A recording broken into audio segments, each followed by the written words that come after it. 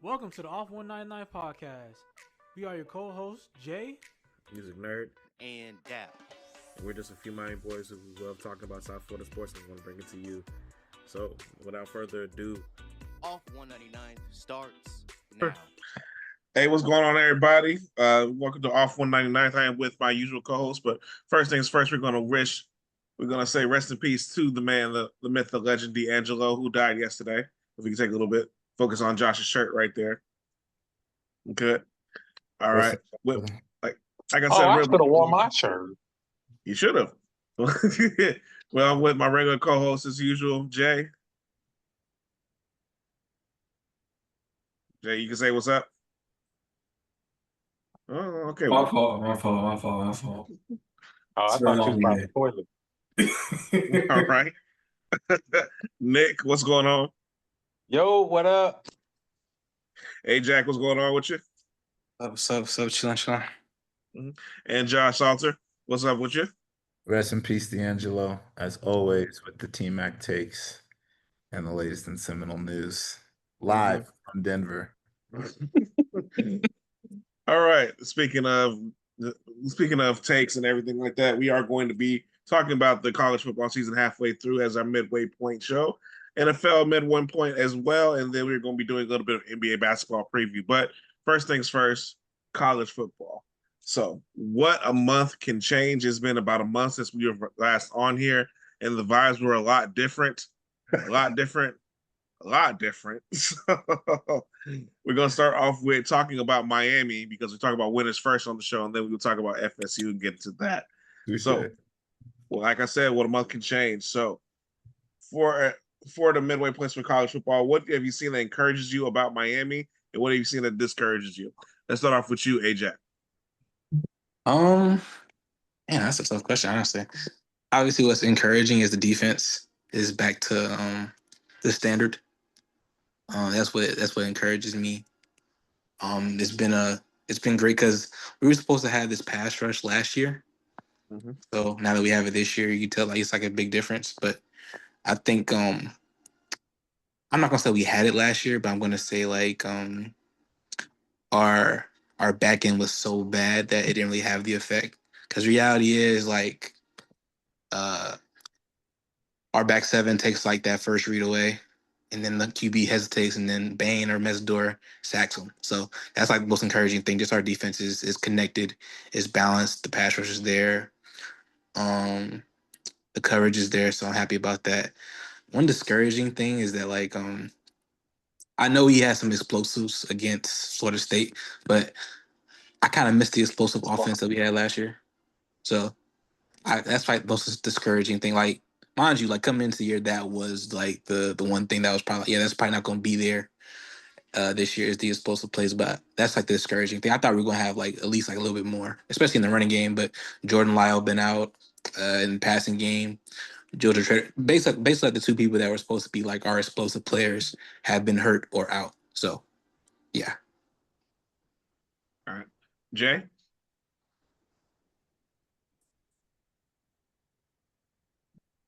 Sorry about that. So I guess the most encouraging thing I'll say is just the defensive play.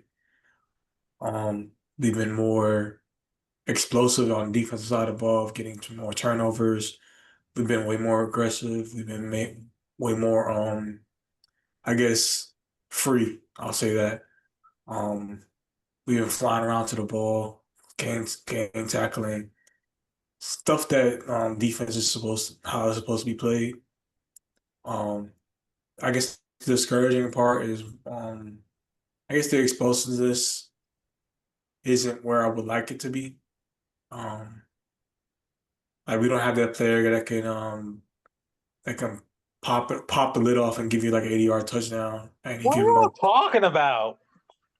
Number 10 did that against Florida State twice. I know what they're talking about, though. Nick, I know what they're talking about. Y'all are Florida State now. Y'all are Florida State. That's not the standard. That's not the standard, y'all. That's not the standard. Last year, Miami by about 15 plays led the nation explosive plays when it came to 15+ yard runs and 30-yard plus passes. That's not the case this year. So now, yes, we were able to pop up explosive plays against y'all. For which I thought example, was going to be a key to that game. But Go Jack, ahead. for example, the reverse that we ran against Florida State, where Keelan Marion had well, it was like what, a 15-yard gain, Yeah. a reverse. Those type of plays should be touchdowns. Those type of plays should be. I'm not running the whole defense, but we don't have enough.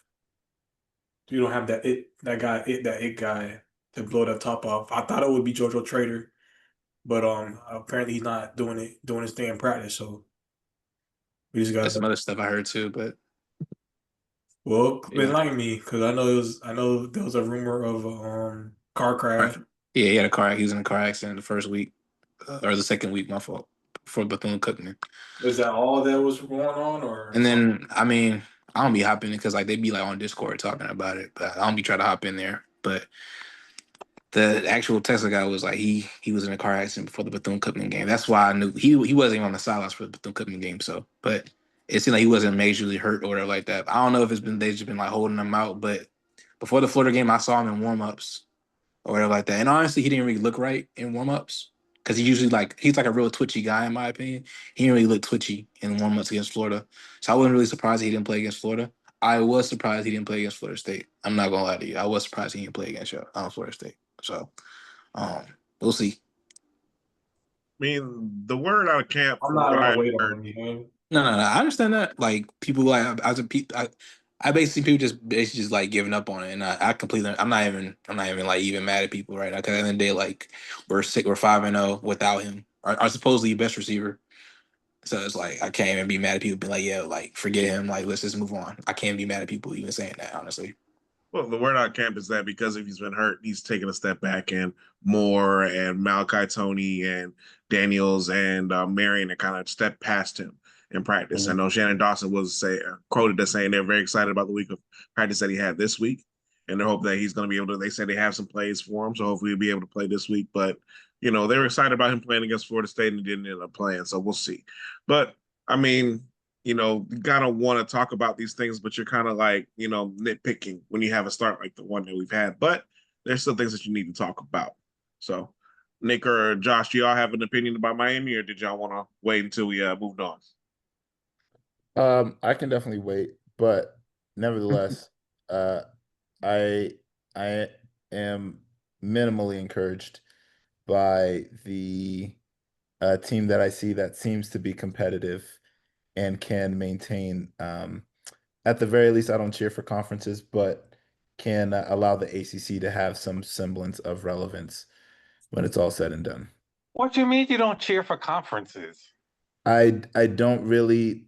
I hate feeling like, oh, Mississippi State is a great team because they're an SEC team, even though they get slapped in the SEC amongst other teams that they play as well. I don't like that transitive property of being in a conference, therefore you're good or you're bad. I think good programs are good programs and bad programs are bad programs. So So you I can think they should understand just be this. two? what's up? Oh no. So No, by that logic, you just think that it should be the Big Ten and the SEC. no, that's not my logic at all. How so if you're not going to root for the teams that are in your conference?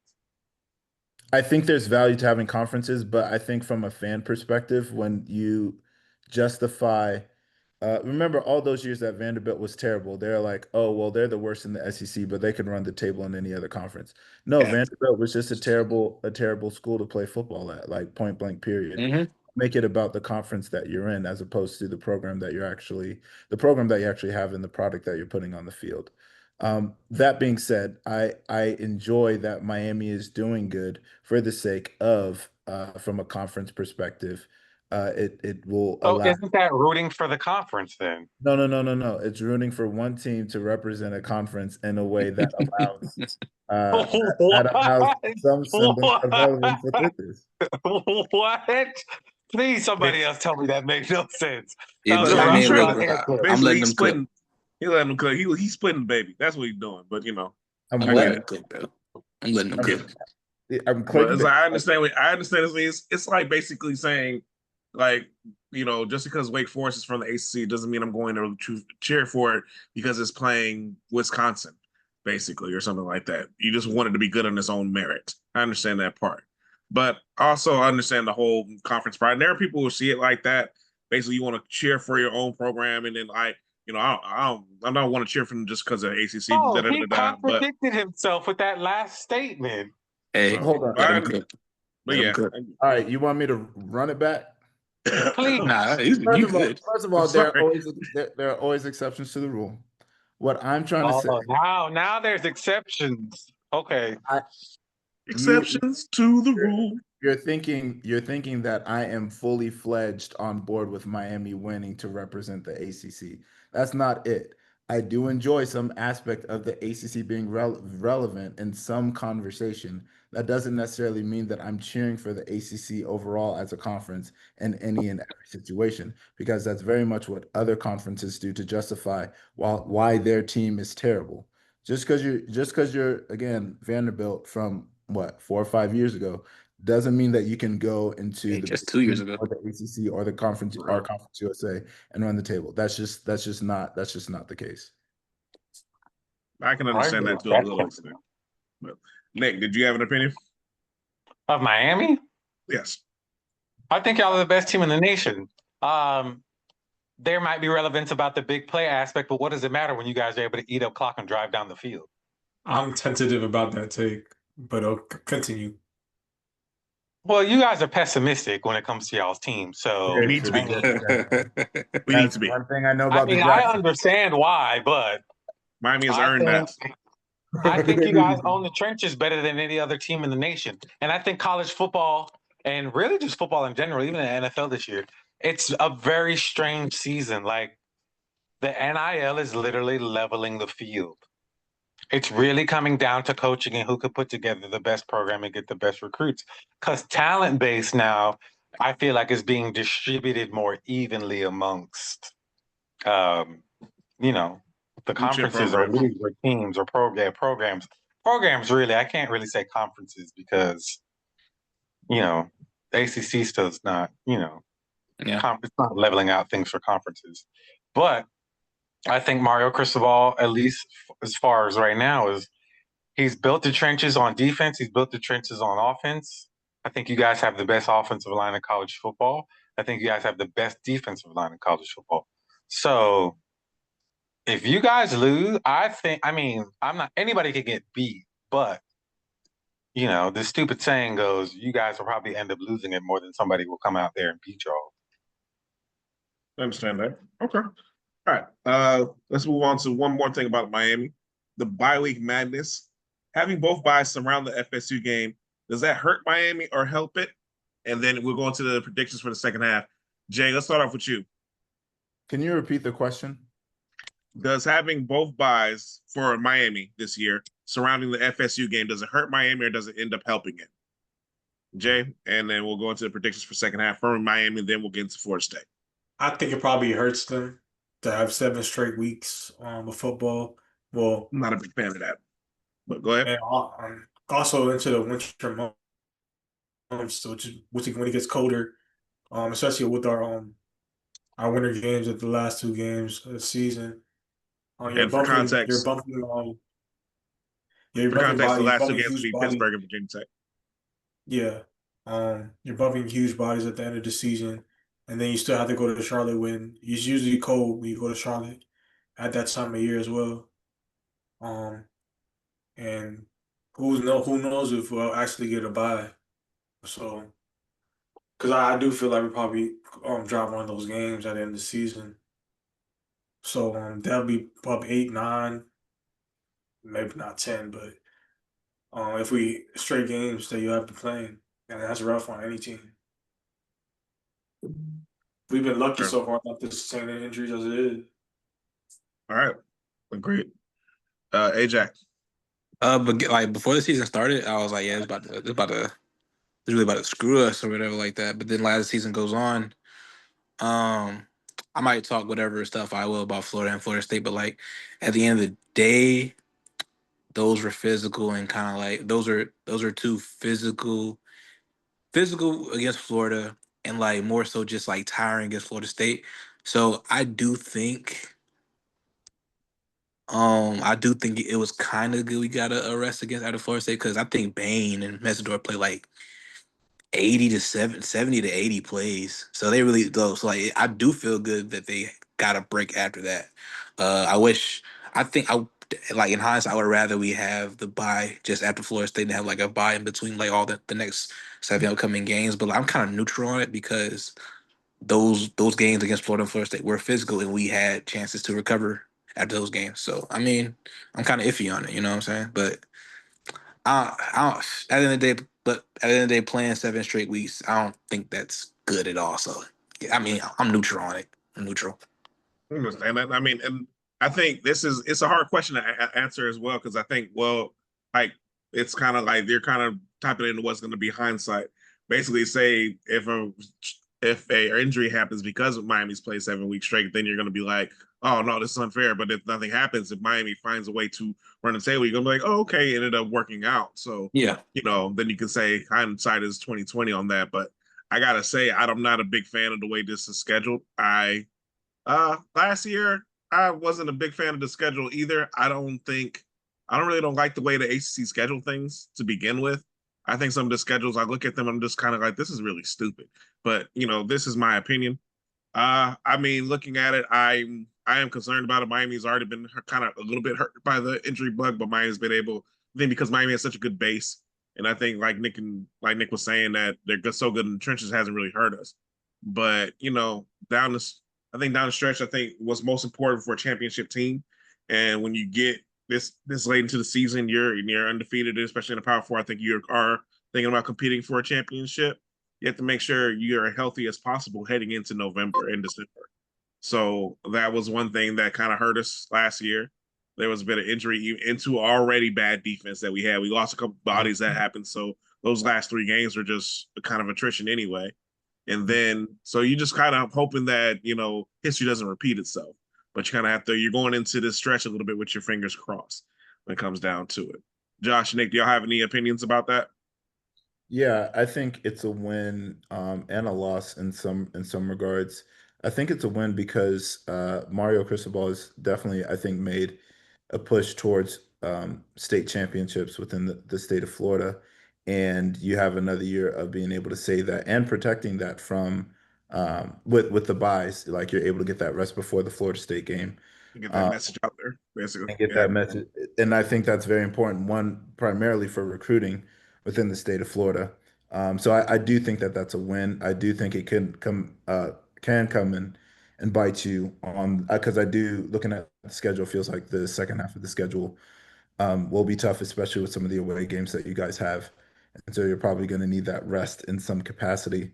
Even though there are favorable matchups towards the end, like Virginia Tech and whatnot. But if you're going into Virginia Tech in mid to late November, it will be cold, and you want those boys to be prepared. But maybe he's hedging his bet on the coaching being better and being in a better place to support those boys down the road. So that would be my thought to it. But yeah, the second half does seem tough, and if you're gonna continue making that run with Georgia Tech for the ACC championship game, you're gonna want to be able to be at your best towards the end of this regular season. Nick, yeah, got opinion? Uh, Not really. Just shut up and play football. Yeah, that's fact. Well, yeah, I Can't think argue that one. I do think that's how Mario is going to approach that. So, all right. Gotta shut up and play Look, football. No like, excuses. look, the Could reality is y'all like, y'all buys better? For sure. But I mean, at the end of the day, the back half of y'all schedule's a little soft. I mean, Syracuse might be, but Syracuse is beat Well, up. Syracuse lost their quarterback, so Yeah, so Syracuse is beat up. Virginia Tech sucks. Stanford's hot garbage. my biggest Louisville, concern, my biggest concern is SMU and Pittsburgh on the second half of the SMU and schedule. Pittsburgh. Yeah, that's what I was just about to say. SMU and Pittsburgh are the two teams you guys may have trouble with. You're not concerned about Louisville? Oh yeah, I Mm, am to a certain extent, but I'm more I'm not. secure because that's in Miami. Okay, fair. So I'm not as concerned about going to SMU or going to Pittsburgh than I am Louisville. Also, Louisville offensive line isn't as good as I think they want it to be. So I think Miami's pressure, I think we'll be able to get to Louisville. And Miller Moss is not a good quarterback when you pressure him. So, but if I know what they're going to do is going with their short pass game, but I think Miami is disciplined enough to play it well. I do think Louisville covers because it's a 13.5 point spread, and Friday nights are just freaky games. But I'm like I said, I'm more concerned about SMU and Pittsburgh as far as upsets go. I mean, at the end of the day, like this is Mario's thing. Like, hopefully, the depth that we acquired over the years shows, because at the end of the day, like people are gonna get tired, people are gonna get banged up. Hopefully, these young guys can show up, because Lord forbid, knock on wood, I think Bain or Mesdor probably miss a game or two, because they're playing a lot of snaps. They don't come off the field with all these different like formations that we have. Mesdor and Bain are the mainstay. They don't come off the field, so Yeah. something's gonna happen, especially with them. Respectfully, So like I get y'all's concerns, but let's be honest. Some of these games, you guys can game plan for that. Like they don't need to play the second half of the Stanford game. that's true. They probably won't need to play the second half for the Syracuse game. I That's damn true. sure they know. No, They it's not going to gonna be playing play the second second half of the Stanford game. All Florida State players. Yeah, that part. that part. Well, getting So in, like, there's ways to coach around that. I think you guys have enough depth that you won't have to wear Yeah, the I hope so. Like, I really do. I'm just saying though, like them snaps add up, because like Mesidor, he hasn't really, like throughout like his Miami career, he hasn't really been durable. Bain had his stuff last year. Like you just never know. You know what I'm saying? And I don't really know how this defense look without a dominant pass rush yet, because we haven't seen it yet. You know what I'm saying? Does the back end hold up if we don't get there in like under 3 seconds? I don't know. I haven't seen it yet. So I mean, whatever. very true. But speaking on the second half of the schedule, let's get y'all predictions for Miami's second half. Ajack, will start with you, and then Jay will go with you, and then we'll get to Florida State. Man, I'm not even gonna lie, like SMU scares me. All right, SMU scares me. Pitt scares me. Virginia Tech scares just because they're on the road. Just because they're on the road. And with Pitt, I got PTSD from that 2017 season, bro. Like, oh my gosh, I got, so that scares me. I think the SMU game is gonna be kind of like the Duke game was last year. I think we get down early, then we come back. I think we beat them. Virginia Tech, I don't think Virginia Tech is good enough, but like, so that Pitt game, bro. Oh my gosh, that Pitt game terrifies me, man.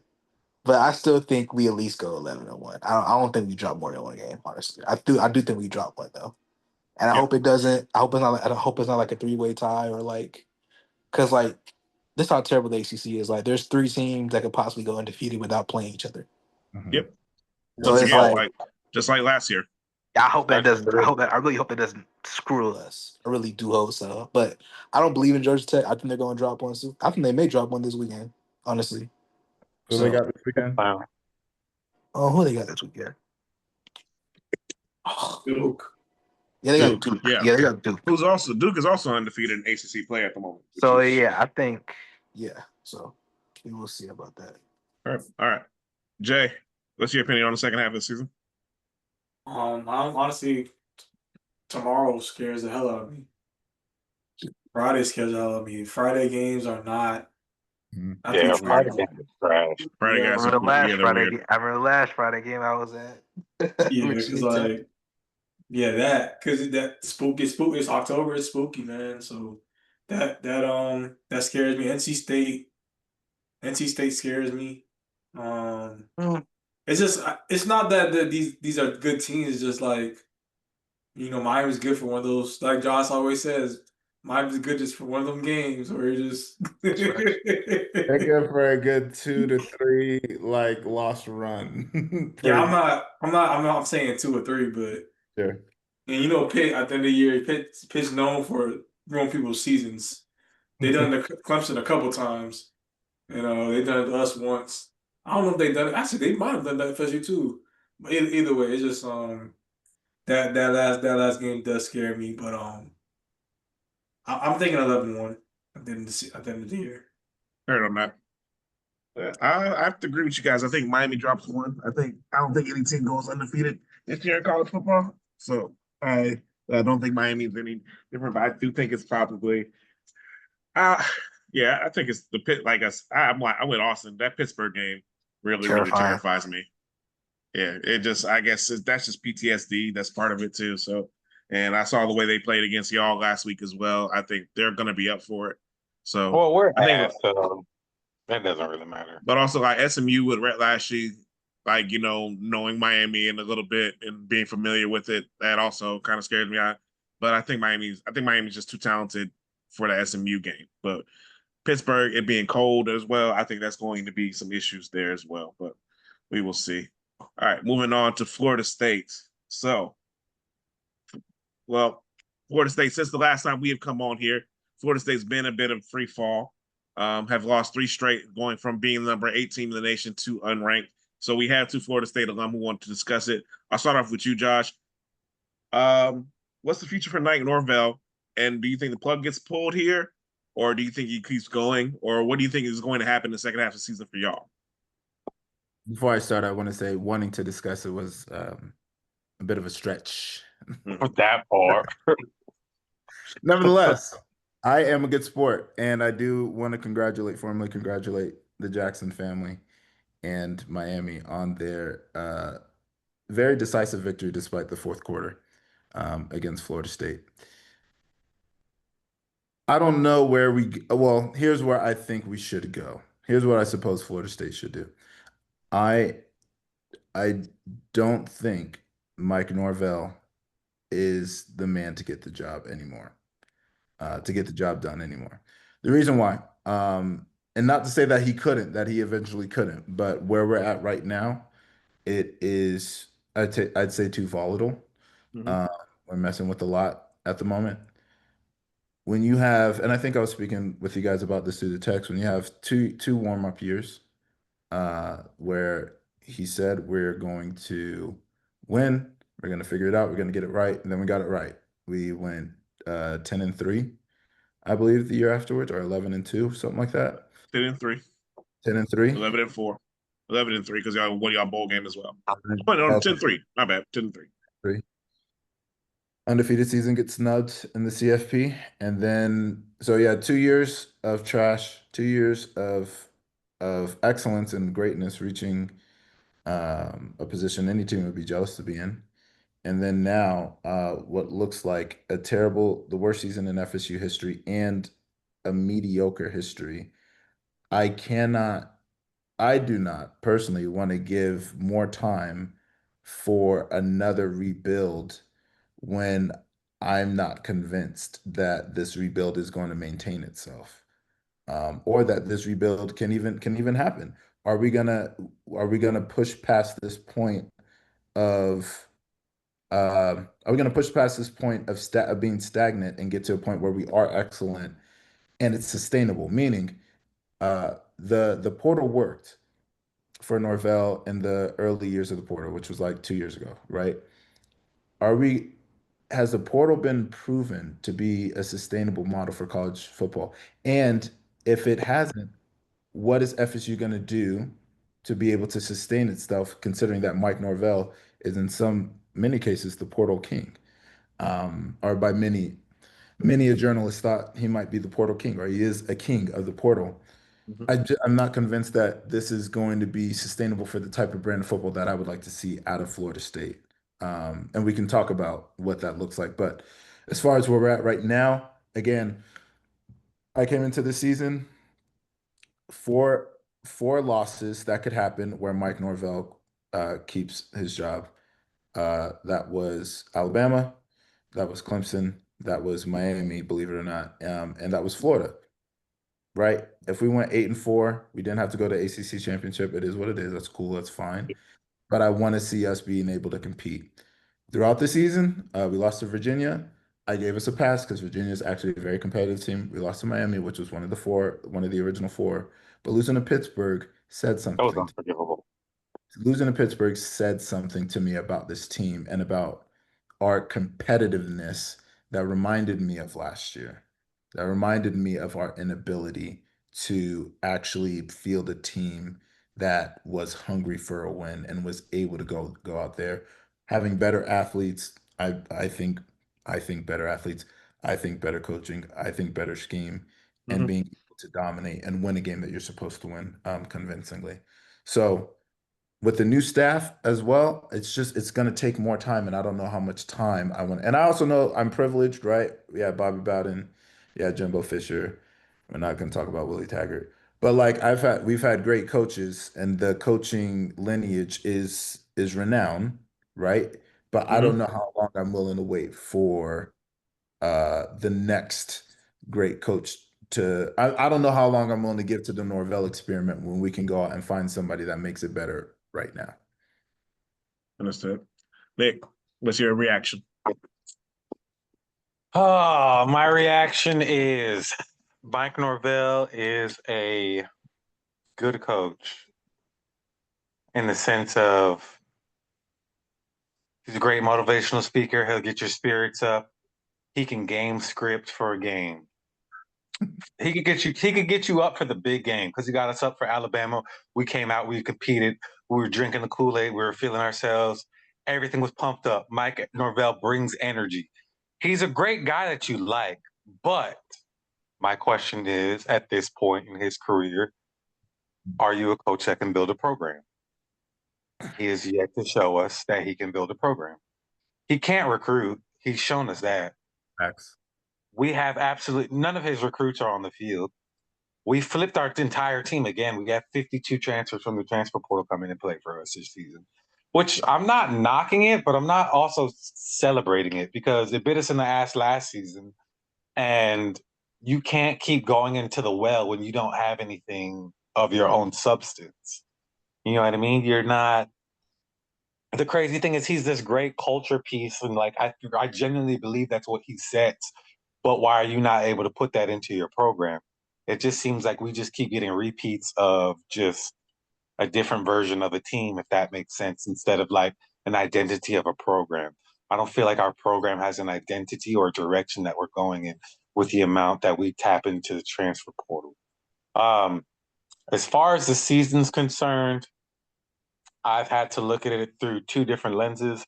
I looked at it through the lenses of after the Alabama game, where it's like, okay, yeah, we're good. We're back. He's flipped this thing around. He's worked his magic, blah, blah, blah, blah, blah, blah, blah. We've got, the Jordan Travis team from 2 years ago. We've got that mojo going again this season. Then I've looked it through the eyes of like, oh yeah, well, we only won 2 games last year. You don't necessarily turn programs around like that. This is a rebuild thing again.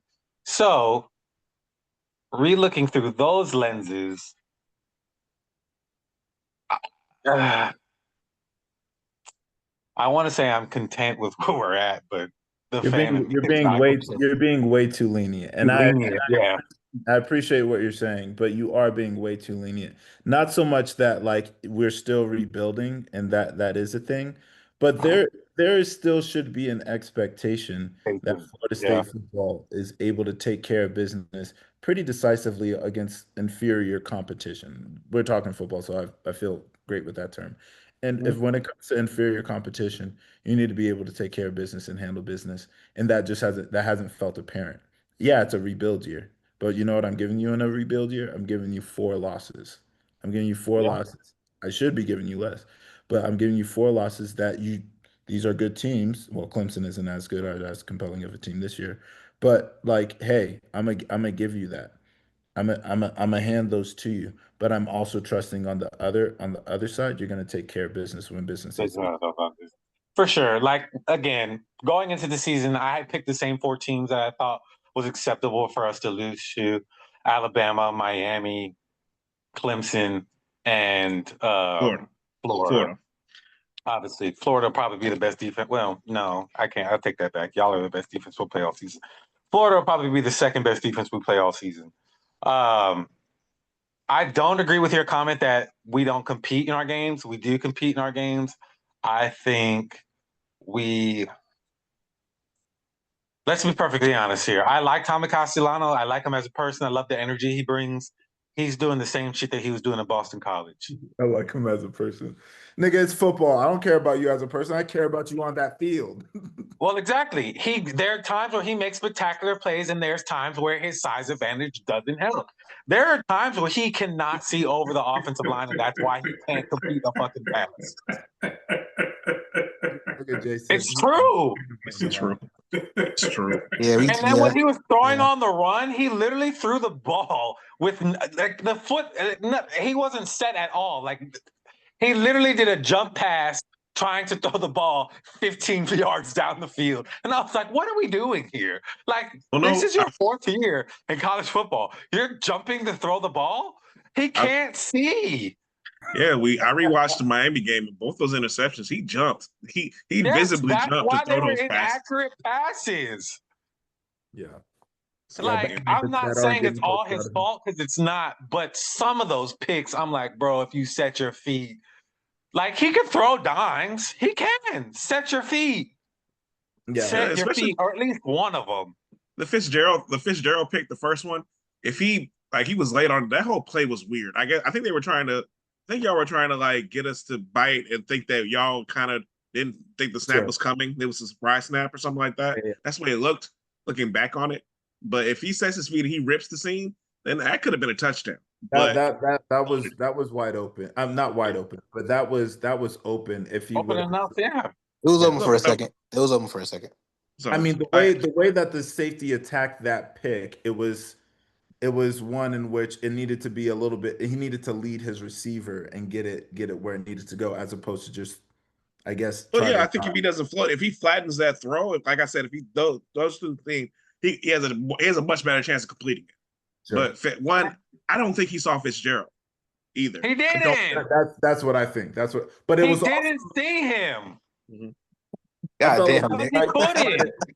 Despite it being a trick play, Miami read it well and was able to adjust and rushed. I felt like the pass was still Well, rushed. yeah, I think Miami. No, I think they Miami knew was that, able to because they knew I that think play was Miami coming, played too. very disciplined. Now, when Miami tried to blitz, I think that's where y'all got y'all big plays. But that's especially in the beginning of the game. that's why I don't like Gus Malzahn's offense, because it's easy to be if you play disciplined football. He does a lot of misdirection. Yeah, A bro, lot of the misdirection. epitome of that play, they're all looking to the sideline. It's like, what the fuck are you doing? You know, it's funny. You know, I said all this. That's hilarious. I know exactly what Nick said. I said all this. Yeah, I know, but the fan in me didn't want to admit it. I can admit it now because we lost. These were Oh, no, things no. I was worried about. No, because like, I said, because like it was funny because Josh said, I seen last year, and what did I say 2 weeks ago? Wait, what happened? Remember how you was like, the old Miami gonna come back up, and I was like, yeah, the old Florida State gonna come back. Josh kind of was like, "Oh, the old ghost I think will come up," and I was like, "Well, watching the game, it's kind of opposite that happened." And now you see the old Ghost of 2-10 coming back. Ooh. Hey, my favorite thing. Hey, look, I can dish it and I can take it. My favorite thing is just being able to talk trash with my boys. No, for sure. I'm cool. It was a great weekend. That. We did miss you, Jay. It was a good weekend. Oh, man. But that being said, do y'all think this is it for Norvell? Do you think that plug gets pulled and like y'all are paying that buyout? No, I don't. We're still playing that nigga Taggart. And No, y'all finished paying Taggart last week, apparently. Did we? Last week. That's I heard. I looked into it, and then that's what was reported. Last week. That nigga's in Baltimore still getting paid, still getting tired. No, right? Crazy. Well, seeing that we just finished paying Taggart, I anything's possible. I don't think that the boosters are going to be in the mood to do another buyout, especially when it's like 60 million, right? 55. 55. Yes, something like that. Especially when it's still, as Nick said, it's still technically a rebuild. I think there's probably some knowledge and understanding of that and acceptance of that. But I do think, again, if you drop, like, nigga, if we drop Wake Forest, bro, it's a wrap. If we drop Stanford, it's a wrap. I don't think y'all that far. I ain't gonna lie. I don't think y'all that far. Thank you. I appreciate it. But here's what I'm saying. Yeah, we're not supposed to. But if we do, I think there are contingency plans in this. Let's keep Norvell on until it's obvious it's not working plan. So Nick, anything to add to that? Are you asking me if this is the end of his coaching tenure at Florida State? I'm asking if he gets fired this season. When you pull up the stats, it's hard to justify to keep him. Yeah. First FCS team, first coach to lose to an FCS team, first coach to go on an 8-game losing streak within the ACC. What's the other one? First team to lose to Duke.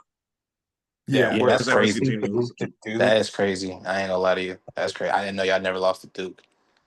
They were Willie talking a lot Taggart about it snapped during that broadcast last year. The 30-year bowl game streak, but like he didn't lose to Duke. Yeah. And I was just like, so that's one thing that Taggart didn't do. I was just like, it's there's a lot of things there, and I know that those lists get brought up, but it's like it was such a high this season. Like you didn't hear all these fans talking about this like 5 weeks ago, and now we're here. So it's like it's such. I think one, it shows kind of the fickleness of college football. Also, the last time we were together, Penn State was a top 5 team going into their big season, and now they don't have a coach. Hey, boy, was I wrong. I'm saying, like, and we'll talk about that to begin as well. But I gotta take to get out about Florida State real quick, like before, like, cause I be on Twitter and stuff like that. Like, I be like in like little big 3 battles between Florida State. What annoys me about Florida State, not actually, it was Jordan Travis. He be tweeting, like, he be like on some like, it's not Mike's fault. We need to buy better players. Like, bro, like, yo, he said we need. He said that. Yeah, he said Florida need to buy better players. That's why y'all losing. That's why y'all losing to Virginia. Let's recruit better players. Let's build a foundation. No, but that all right. This is like this is kind of like the 2 sides of NIL. People really think, because mind you, it's true in some instances that these schools you be getting these kids because they're the highest bidder. Mind you, I won't deny that's true in some instances. But you still need to recruit. You still need to build relationships with these kids. It's not just about being the highest bidder for stuff. And one thing, look, I don't like. I don't know if y'all know who Bud Elliott is. I know who that is. Yeah. I do not like him. Like he be saying the slickest stuff about Miami and Mario Cristobal all the time. Yep, he does. One thing I do respect about that dude, he be like when he's done, he be honest. And one thing he finally said, because I like to entertain myself and listen to Florida State podcasts sometimes, especially when y'all especially when y'all was playing us. He was like, look, because he was talking about Jordan Travis's comments about spending more. He was like, look, Florida State has overspent for these 4 players, and they still told them no because they didn't build those relationships. It's more. It's not just about money, man. You got actually, and one thing he also said, he's like, Mike Norvell does not demand or put in the time in recruiting. He does not demand his assistants put in the time to recruit. And obviously that's a mistake because we're talking about like building up a program. And one thing, like, I'm not even trying to like be on like no Glaze stuff on Miami, whatever like that. Our core players for the most part, half and half. Our core players for the most part, Mark Fletcher, Malinoa, Bain, Wesley Bassant. Those are homegrown Miami players, bro. Those are core players that we recruited from the ground up. Bain, like Wes been here 4 years. He's one of the best linebackers in the ACC. Mark been here 3 years. Malinoa been here 3 years. Bain been here 3 years. Like Messidor's been here 3-4 years too. I mean, he was a transfer, so I don't really count. He was a transfer in, but he's been here 3-4 years. Yeah, for sure. So it's like, Ahmad Moten been here 4 years. Like that's like a big part of our team being good. Our homegrown Miami recruits from high school. Like that's building up a program. Like, can you truly build up a program by not taking high school recruiting seriously? Because I truly don't. Because I truly think he doesn't take it serious, Mike Norvell, and that's a problem when you're trying to build a program, especially in a hotbed like Florida. Right. Like you can't get Florida talent to play. Like you can't get that. Like we're talking about Florida now, probably the best state when it comes to this talent because of his football talent. Like, so it's just like, yeah, like I think he should be gone. I think he should have been gone. I got like a big like I feel like those 2 years that he was like decent at Florida State, I feel like those are outliers because all the rest of the years he's been mid to ass. Do you want to be to that point though? If you fire him, who you gonna get? You're setting yourself back. Yeah, we're about setting 3 or 4 years back. where you're not going to be competitive for the next 3 or 4 years because you have to recoup that money. that you have to give him in the buyout. And that and NIL money that you're giving out is going to be kaput now. Like, where's the money you're gonna do to build your team for that next year? That's true. That's really true. You're right. So you're kind of stuck in a hard place. Like, if it's a money issue, if you have 200 million to spend on the football program, by all means fire him. But if you don't, then you're gonna have to be stuck for another 4 years or whatever. Wait that contract out? No, I don't think you should wait the contract out because it's a very long contract. But you need to get that buyout down to being more affordable. Yeah, that was an 8-year extension 2 years ago, right? That's so crazy that y'all did that and then immediately regretted it. That is so crazy, bro. Like you signed it and he signed it and like the next 6 months, y'all wanted him gone. That is crazy, bro. That is So, man. All right. Good stuff, guys. All right, so let's revisit some of our favorites going into the halfway point. And I will remind some of us, I know, Josh, you did not give us yours, but the ACC was Clemson versus UM from Nick, Ajack, and myself, except for Jay. Jay's like a prophet. UM versus Georgia Tech. Big Ten, 3 of us had Penn State, which is just wrong. Oh my gosh. They had Oregon versus Penn State, and Nick looks looks like that a prophet years with ago. Ohio State. You said what? Nick looks like a prophet with Ohio State being his favorite. The Big 12, Jay had Arizona State, Ajack and myself had Texas Tech, and Nick had Houston. I just was throwing a dart at the dartboard. I didn't know. Yeah. I was just saying anything. Go with darts. It wasn't a bad dart. Houston isn't a terrible team. No, they're not. They're better than last year, definitively. It just wasn't what I was saying. Group of 5, yeah, let's not talk about that. All of us were wrong about that. All of us had Boise State. What do we say? Boise State. And then they lost 34-7 like 2 days later. SEC, all of us had Texas. Jay had Texas versus Alabama. I myself had Texas versus LSU. I know Ajack had LSU as his national favorite. So who did I pick? Texas. And Jay had Texas versus Alabama in the championship game. I had LSU versus Texas in that championship game. None of them knew Archie Manning was straight garbage bag. It's not over yet for Texas. It's not over yet for that, but we can recalibrate if y'all want and revisit that. And all of our everyone except Ajack had Texas. Ajack had LSU as his national favorite. So do we want to recalibrate and pick find a way to lose to? Yeah. So ACC, Jay, I'm assuming you want to keep your pick in the ACC. Yeah, I wasn't wrong. Yeah, no, you were not. Who do we think is going to be playing? I'll keep this. Who do you think is going to be playing UM in the ACC championship game? Nick, who do you think? Halfway through the season. Georgia Tech, Miami. Georgia Tech. Ajack? Unfortunately, Georgia Tech, Miami. I really hate them guys, man. I really do. I do think it's going to be Georgia Tech as well. Josh, do you have a prediction at this point? I don't. I mean, SMU was in it last year. They seem to be in some sort of a run right now. I wouldn't put it beyond SMU to be able to put something together. I do like Georgia Tech. I do like Miami. I don't have a pick. I definitely think Georgia Tech will be in it. I think the only loss that I could see them losing to is probably Georgia at the end of the season. Mm-hmm. That Georgia Tech is what you want a football team to be when you don't have 5 stars across every position, right? You want them to be tough. You want to be disciplined. You want them to run the ball effectively, and that's what they do. And I feel like they're gonna be able to do it. So, okay. I think Georgia Tech, and I don't know who their opponent would be. All right. So Nick, we'll stick with you. You're not willing to admit. No, I'm saying I like Miami. I'm not putting SMU out because they made a great run last year. So I don't. That's fair. All right. So Nick, we'll stick with your Ohio State pick on that one. Jay, do you want to repick who plays Oregon, or do you want to keep Oregon, or do you want to repick it down? Sorry. Looking at Indiana's schedule, they have such a soft schedule. Oh my god. Right. I know. I think they drop one to Maryland. That'd be interesting. Crazy. What But they'll probably still be in the championship game. So you So saying you have Indiana, Indiana? and Indiana wins again. Okay. Ajack, who's your new UCLA. pick for the Big Ten? I'm tripping. Hold on. Stop UCLA. tripping. I forgot about All right. Ohio State. I forgot about Ohio State. Oh, I'm tripping. I'm sorry. All right, so Indiana versus Ohio State. Is that what you're saying? Yeah, All right. and Ohio State takes that. Okay. Ohio State But they takes lose that. to Michigan again. I think that too. I think they're Michigan. I think Michigan gets them again.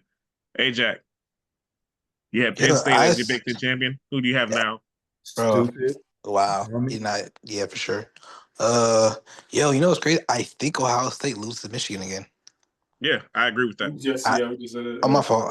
I misheard y'all. I thought y'all was talking about somebody else. But yeah, I just have a feeling that they lose to Michigan again. So, probably got Indiana. I think I got Indiana and Oregon again in the Big Ten championship, and I got Oregon winning it still. Well, Okay. I think I had. Yeah, I think I got You have Oregon. Oregon winning it now. All right, I Yeah. got you. All right, Nick, we'll stick with Ohio State. Yeah. Yeah. All right. I also put Penn State. I'm gonna do Indiana versus Ohio State. I do I want think to take Ohio my State loses. SEC pick. Yeah, we're gonna get to it. We're gonna get to all the all Okay, of good. All right. I know exactly Yeah. who's finna win the SEC. So I think that because I think Penn State is like literally one team that is out because they lost all 3 of their Big Ten games. Like literally they're the done. one team. You know they're what would done. be crazy if Penn State beat Ohio State? That would be crazy, bro. That would be wild. Yeah, without That would be without insane. James Franklin. I don't see any way in hell that happening. But yeah, that would be absolutely no. wild. It's Drew not Aller's like they gone like so have now. bad players now. It's just they got. Nah, Drew Aller's out for the season, so I don't see They it don't have at a all. That's the thing, quarterback. yeah. They don't have a quarterback right now. And their Unless backup transferred. maybe their backup's good, but yeah, the No, backup he last year transferred transferred. out. He transferred to Missouri. So that's it's done. They're done. It's over. So I think it's gonna be. Because I feel bad for some of those guys because they had a lot of players that came back when they could have been drafted pretty high last year. Yep, but unfortunately, James Franklin also came back. That's funny. So yeah, we'll talk about that a little bit later.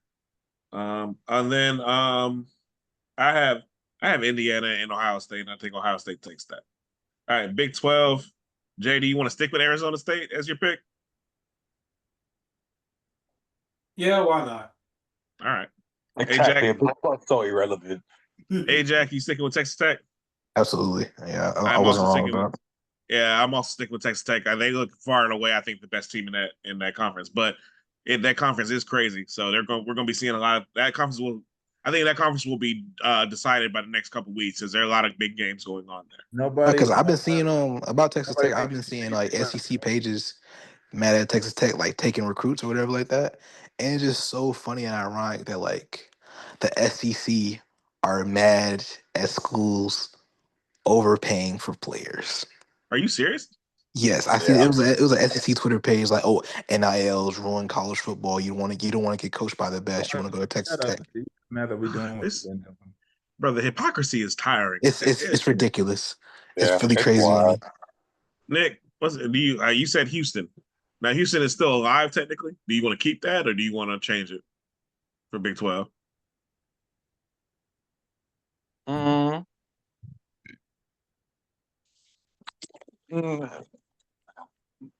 Let's do Arizona State. Arizona State. All right. All right, Josh, do you have an opinion? I know you were working in the Big 12 last year. I mean, I don't know why anybody hasn't said anything about BYU. BYU is a well-coached team, and they're very. It is.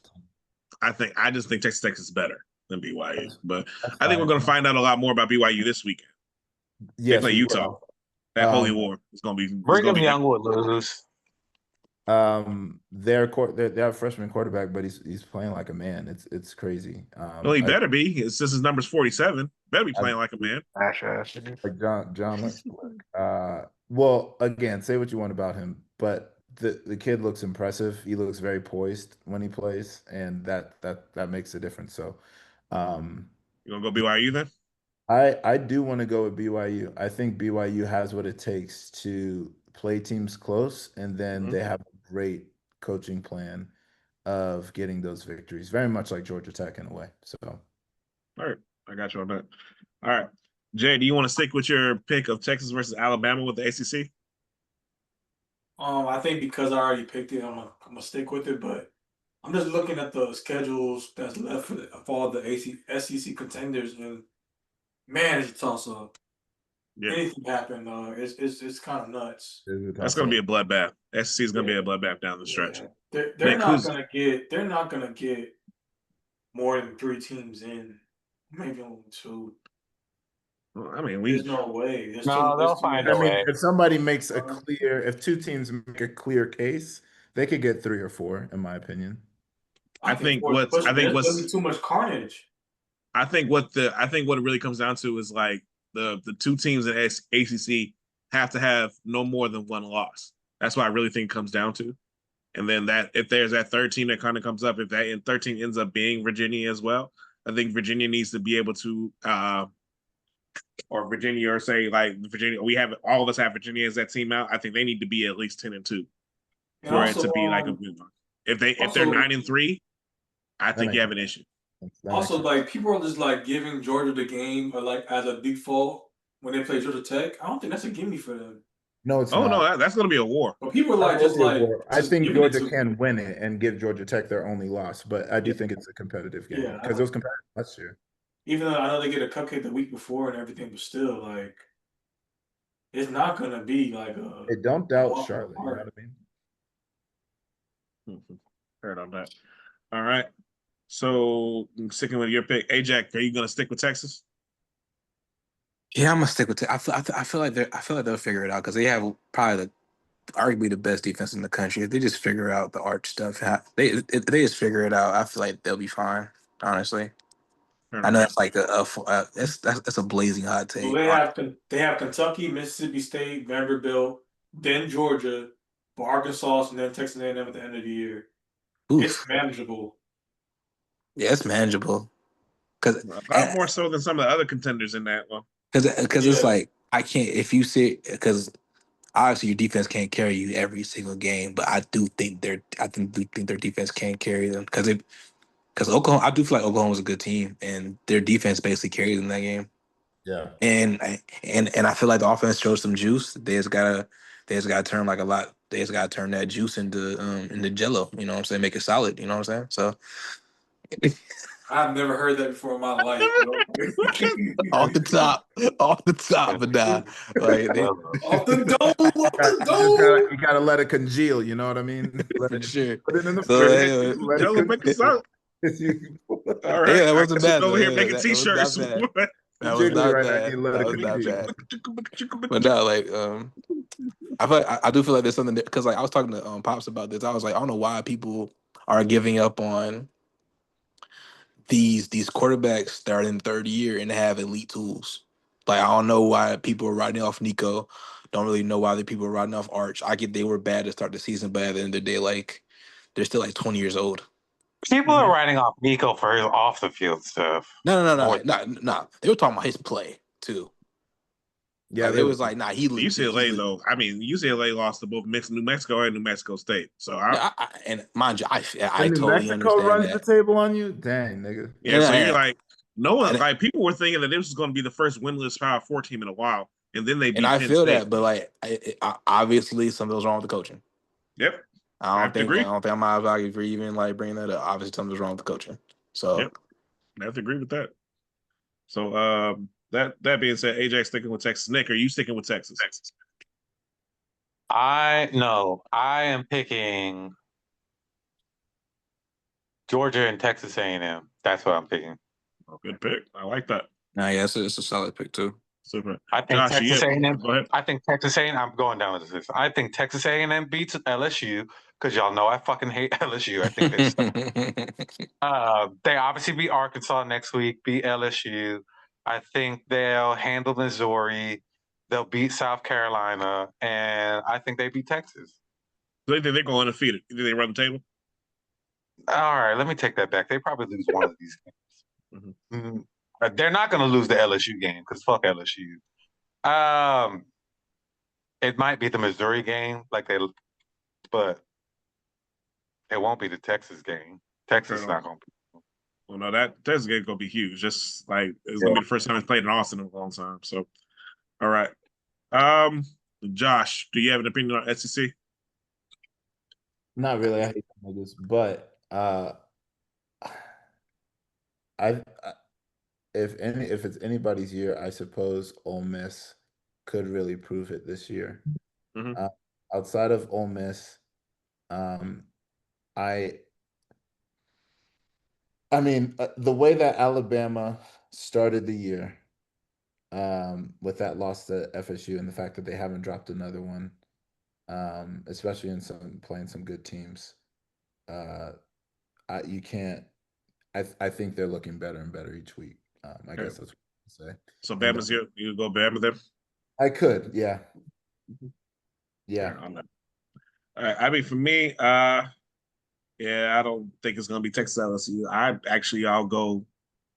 I do think it's gonna be Texas A&M, but I'll go Alabama versus Alabama because I think Alabama and Georgia are gonna end up with the same record, and Alabama beat Georgia. So Or yeah, that makes I'm going sense. with that.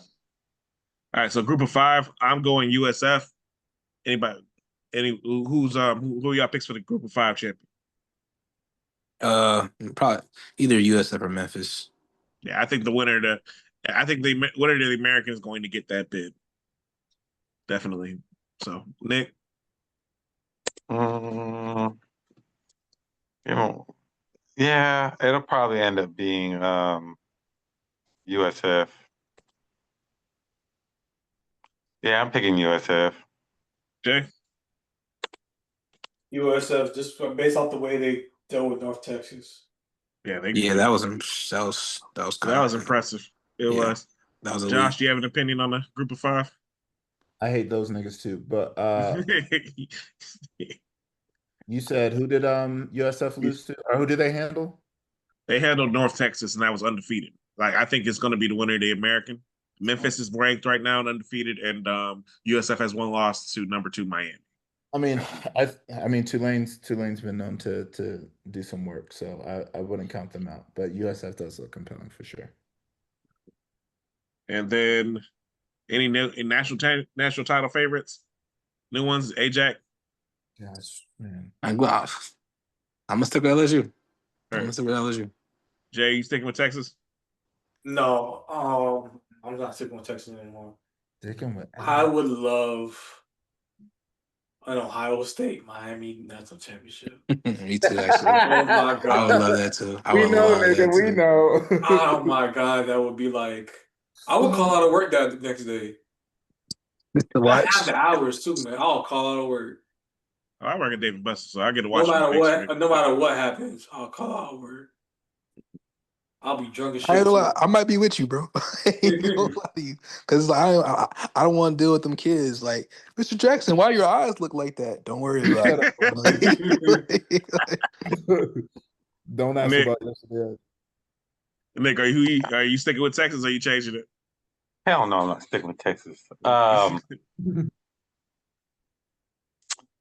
I think it's Miami and Georgia. Okay, that's an interesting one as well. Josh, we didn't get yours to begin the season. Yeah, it is so crazy, bro. Yeah, the predictability of this season. Yeah, Mm-hmm. so I said something earlier about NIL and how that's kind of just It's level the playing field. over the playing field. It's I just love it. I it's really do. I love it. I love it too. Except my niggas at Florida State are trash. That's tough. Gosh, I hate to say this because I don't really like this team or them, or the coach. I There is probably some backdoor way in which Oregon is able to get in there and make something happen and fine and make some sort of run. Um, I can see them making that run and doing what they've never been able to do. Um, there's always a backdoor for Georgia as well. Um, that's the only, I mean, that's the smartest way to do it. You gotta, hit that back door. Uh, yeah, always an opportunity for Georgia. Georgia and Oregon. Yeah, that's the best I can do. All That's right. the All right, for me, I think my new favorite. I don't like jinxing it, but yeah, I'm gonna go with Miami as being my new favorite. I still think Miami has been the best team that I have seen this year, and I think it would be again. I think second best is Ohio State. I'm with Julian.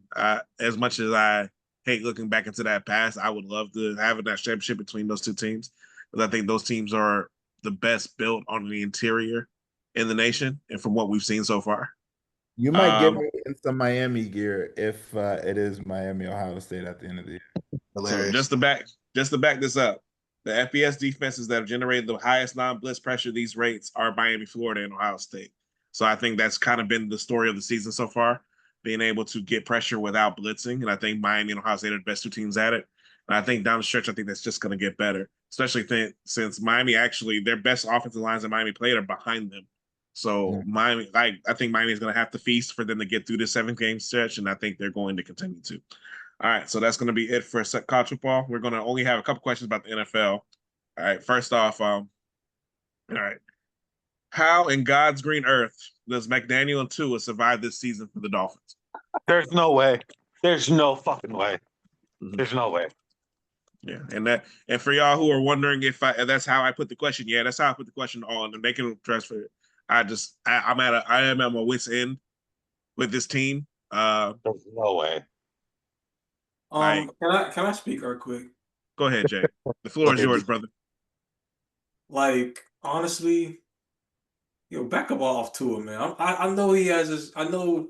Yo, he's I'm good I'm for this yo, year. I'm on the same like crazy. I'm on the same thing, bro. I'm on the Yo, same type of it's thing. not fucking Tua's Like fault, y'all bro. niggas are brothers.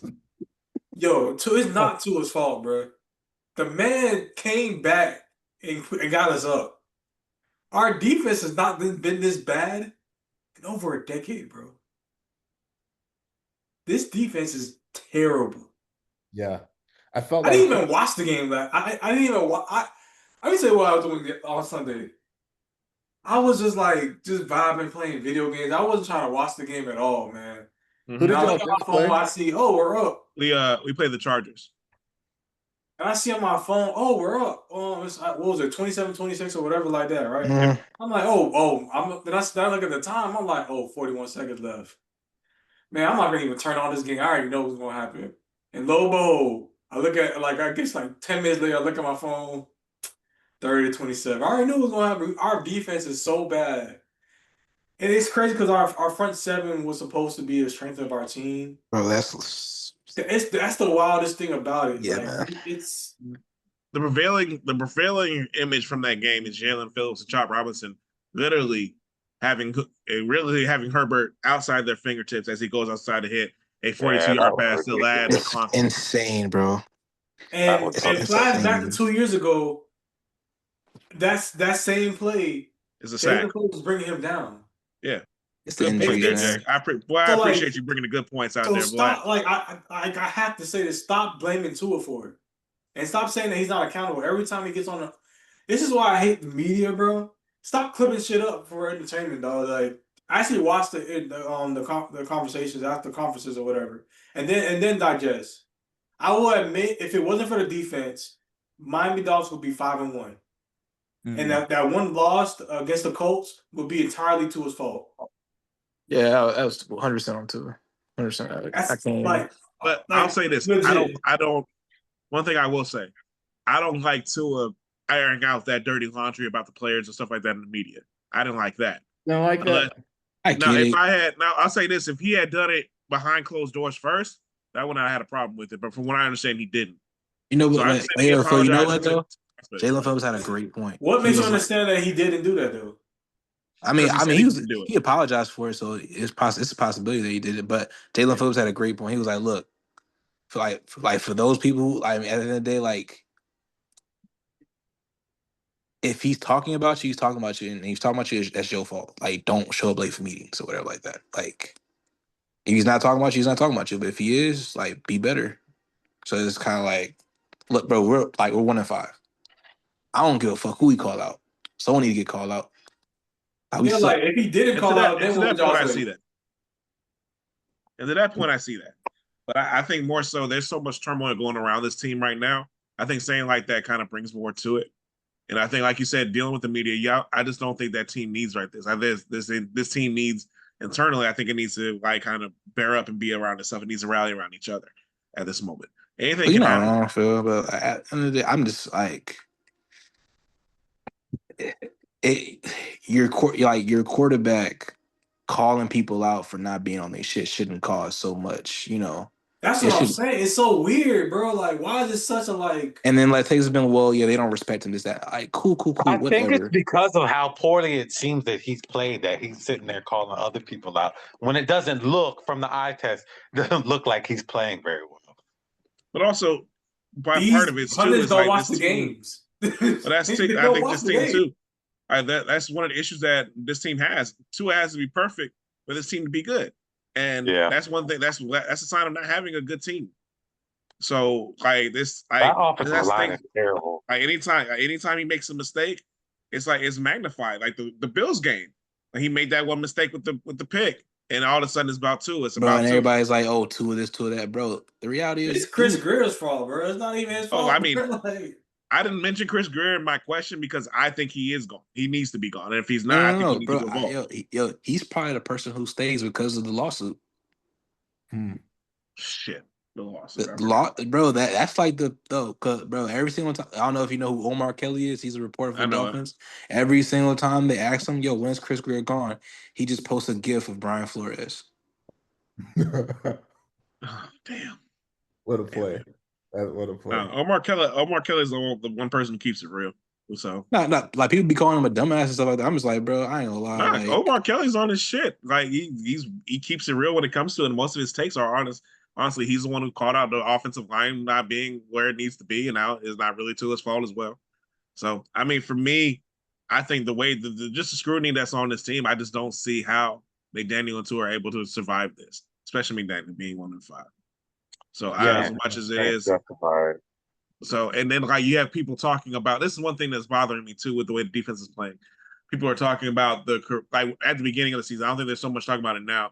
They're talking about the charisma of the defensive coordinator and how he's like a head coach in waiting and this and that. And I'm sitting there because they said that a lot during the Jets game. They said that a lot during the Jets game. I'm like, what are you talking about? Our defense is terrible. How is it the person who's the leader of the defense ready to be a head coach if this defense is terrible? Now the back end is the back end, but you have talent on that front seven, and that's just not good enough. So another thing too, just like what's been like annoying to me, people just like because we're about to have this. Obviously, we're about to have a high draft pick. Like we're not turning this around. This team sucks.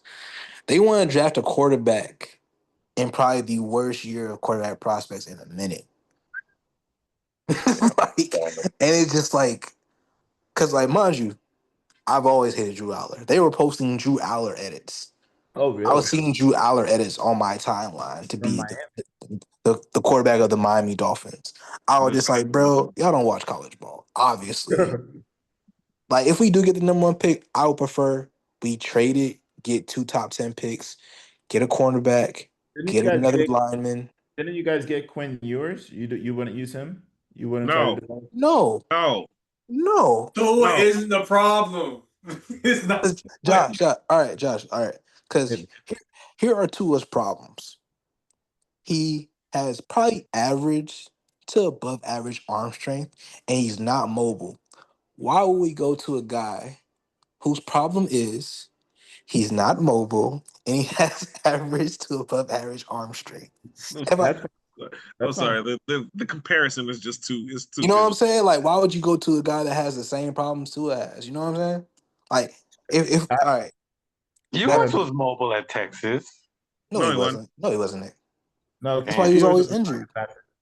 But everybody's mobile. He tried it. No, to a certain extent, like you have that, but that's crazy. You look at it, Josh. He didn't look mobile in college. No, what in my opinion. What I'm saying is most like you're supposed to be younger, faster, whatever in college, and so they're gonna do some QB runs. That's the extent in which or like you're out of the pocket and you're running. That's the extent in which a college quarterback can be mobile outside of like of course your Lamar Jacksons, your Tommy Castellanos, whoever. So that's just how it is. Not necessarily that was going to translate over to the NFL. No, But fair that's enough. not my point either. I just think if you guys drafted a rookie quarterback, maybe you'd want to invest and develop him a little bit more. Well, this is my problem with that. They drafted a rookie quarterback 5 years. They didn't invest in developing him and protecting him. So why would I think that if putting in the same power structure that's in there, because like from what we understand, Chris Greer is not going anywhere, that they're going to invest and protect this quarterback either. So That's fine. That's fair. That's a very fair point. for me, I agree with Austin. If there's a high pick, I would rather get 2 top 10 picks, get a corner, get a offensive tackle. Maybe we get Mount go. No, we need. I I don't think he's a tackle. yeah, I agree with you. I think he's a tackle in college. I think he's a guard, but I will take that. And then because we actually have some talented tackles that just hurt all the time. So no, that's one Paul, thing. that's probably Paul. Like from what I've heard, Paul is the only untouchable on this roster. So I'll take that. I mean, for me, like also too, it gets tiring. Like being up here, everybody's like, "Hey man, what's going on with Tua? Hey man, what's going on with Waddle? Hey man, what's going on with all your Dolphins, man? They aren't the Hey man." problem. They really aren't the problem. It's So it's crazy to just for say. me, and I'm just like, and I tell them like Chris Greer's main issue for me. Like I was really, I've disliked, I was okay with him until he made a statement about the offensive line 2 years ago, and that's Oh, what that made me like. dumbass shit he said. Oh my gosh. And I was What just did he like, I say looked again? at him. He was He like, said y'all, that you guys are y'all more were more concerned with worried the about the offensive offensive line than line I am. than I am. Oh, And yeah. I was like, I was Nick, like, no, Josh, that's not a statement that you make when you I have remember when you have a that. concussion Nick, Josh, prone. literally 3 weeks later, Tua dies on national television. That's Yeah. crazy. So like, literally, like he's right. I Literally, remember that. I think I remember that. on Thursday Night Football, in front of everybody, Tua gets murdered, and then we're just kind of like sitting there. I was like, well, damn, it looks like we should have invested in the offensive It line. looks like we should. Yeah, I think I. And that's my issue. It's just like with Miami, I am always good, and Nick knows this about me. When my teams have I have a position and they're going forward and they're going forward. Like when they stagnate, that's when I get upset.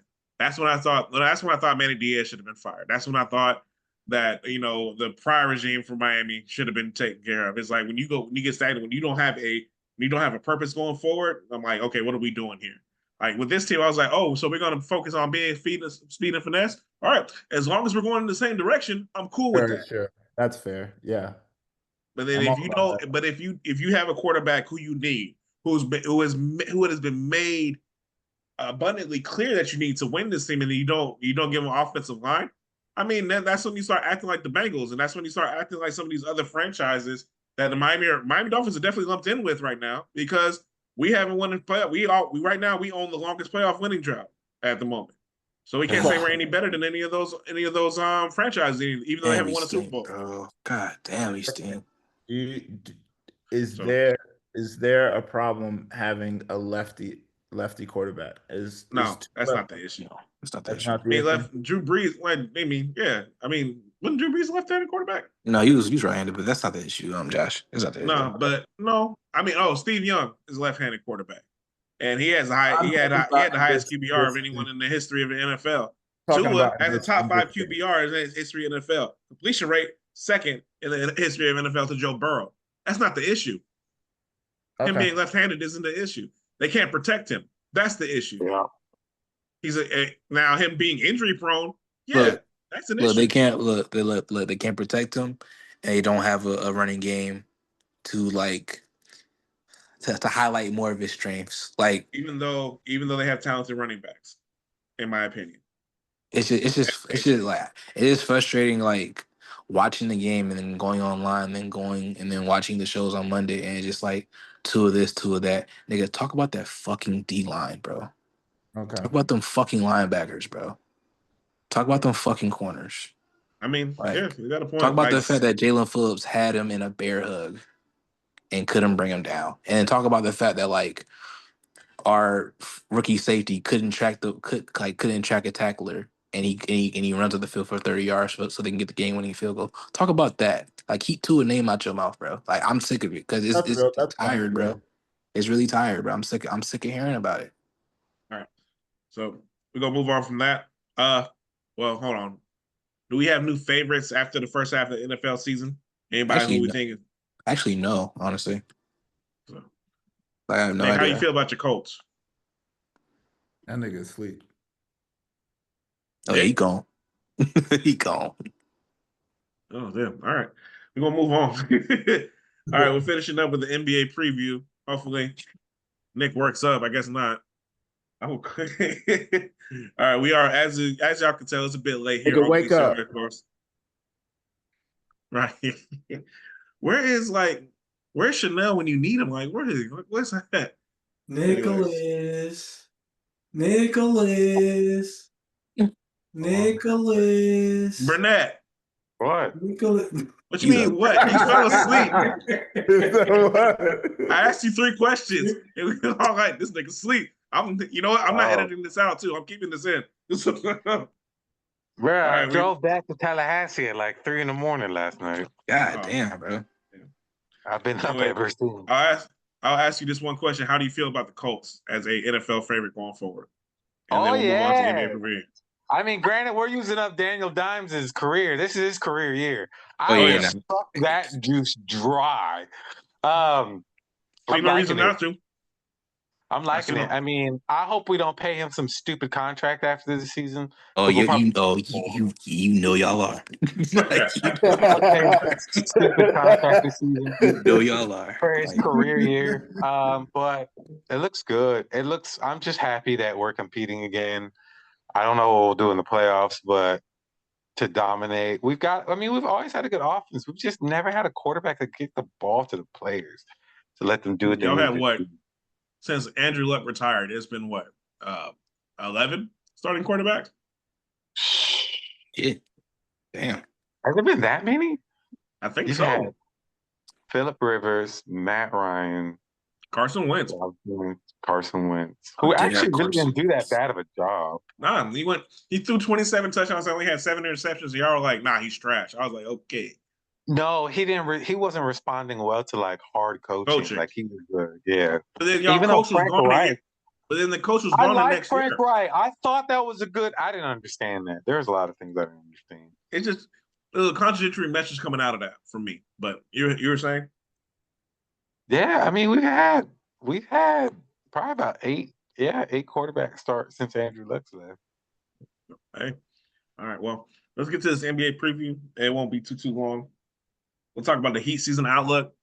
I know Ajack, you had said that you were like, may have taken a step back, but did you want to give a Heat season outlook? Yeah, Here, how's Ajack. y'all taking a step back? Y'all weren't that good last year. I said no. I didn't say us taking a step back. I said he was going to take a step back from the fandom. Well, I want to see if you want to give a Heat season outlook. Austin says that every year. I did not say that every year, Nate. No, not like this. Not like this. I did not say this every year. Austin, what's your best case scenario and worst case scenario for the Heat this year? Best case scenario? Best case scenario, Kello Ware takes a leap. Kello Ware takes a leap. We're like a top 4 seed. Maybe get to conference final. I think that's like our ceiling. Wow, we're just throwing out premonitions here, huh? Best case scenario. It's not happening. So, worst case scenario. Worst case, best case, call it how you see it. Worst case, Tyler Hero is cooked goods. You know what I'm saying? We don't offer him an extension. I throw a Do you party. think you should offer him the extension? I mean, that's when I'm going to take a step back and taking my hiatus from the Miami Heat if we offer that white boy an extension. This is probably like his 4th major injury, but you know what I'm saying? But who's counting though? You know what I'm saying?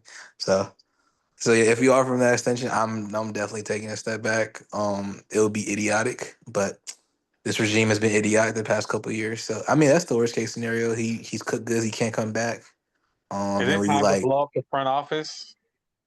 It's not going to. That's probably like 2 or 3 years. It should have been happened. This nigga old and out of touch.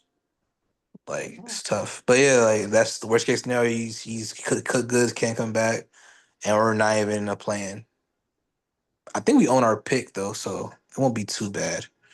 It wouldn't be too bad if we don't do it because it's a good draft, so I wouldn't be too mad at it. Like the worst case scenario, it's not that bad of a scenario in my opinion, but that's how I feel about it. You know what I'm saying? But yeah, I don't really have like high hopes for the season. I mean, yeah, I don't have high hopes for the season. Just here so I won't get fined type shit. You know what I'm saying? Damn. Heard. Jeez. Jay, you have an opinion on the Heat season? Best case scenario, worst case? I have not been following NBA at all. It's all been football. I'm sorry, football and All right. soccer. But Nothing wrong. Ain't nothing wrong, big bro. You good? All right. Ain't nothing yeah, wrong. How's Chelsea doing? we've been up and down these past couple. Well, I guess this past month. We're running the international break right now. Mm. Like we're really. I think the teams have been really tired since the Club World Cup, and we're kind of like trying to. We haven't had a lot of injuries based off that, and we're kind of just like trying to stay afloat until everybody gets back healthy. At the beginning of the year. And honestly, I'm not gonna be watching NBA like that. I'll probably be watching more of the Premier League and Champions League for the next all the way up until probably May, and then we get ready for the World Cup. Heard. So All right. I'm not really interested in basketball right now. Yeah, you're not wrong for that, big bro. Yep, that's the rise and fall of the Miami Heat guys. So 2 Orlando Magic guys. I don't think it's because of Miami. I don't know. I'm not resonating with the stars of the NBA today.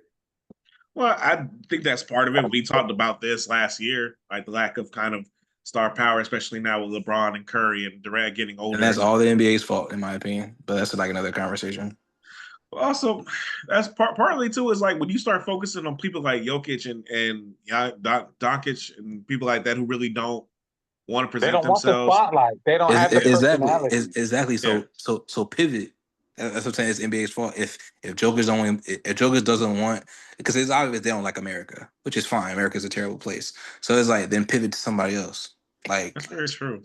Yeah. So it's like they don't want to be here. They like they leave immediately. They don't want to be part of like the NBA culture, which is fine. It's totally fine. I don't care.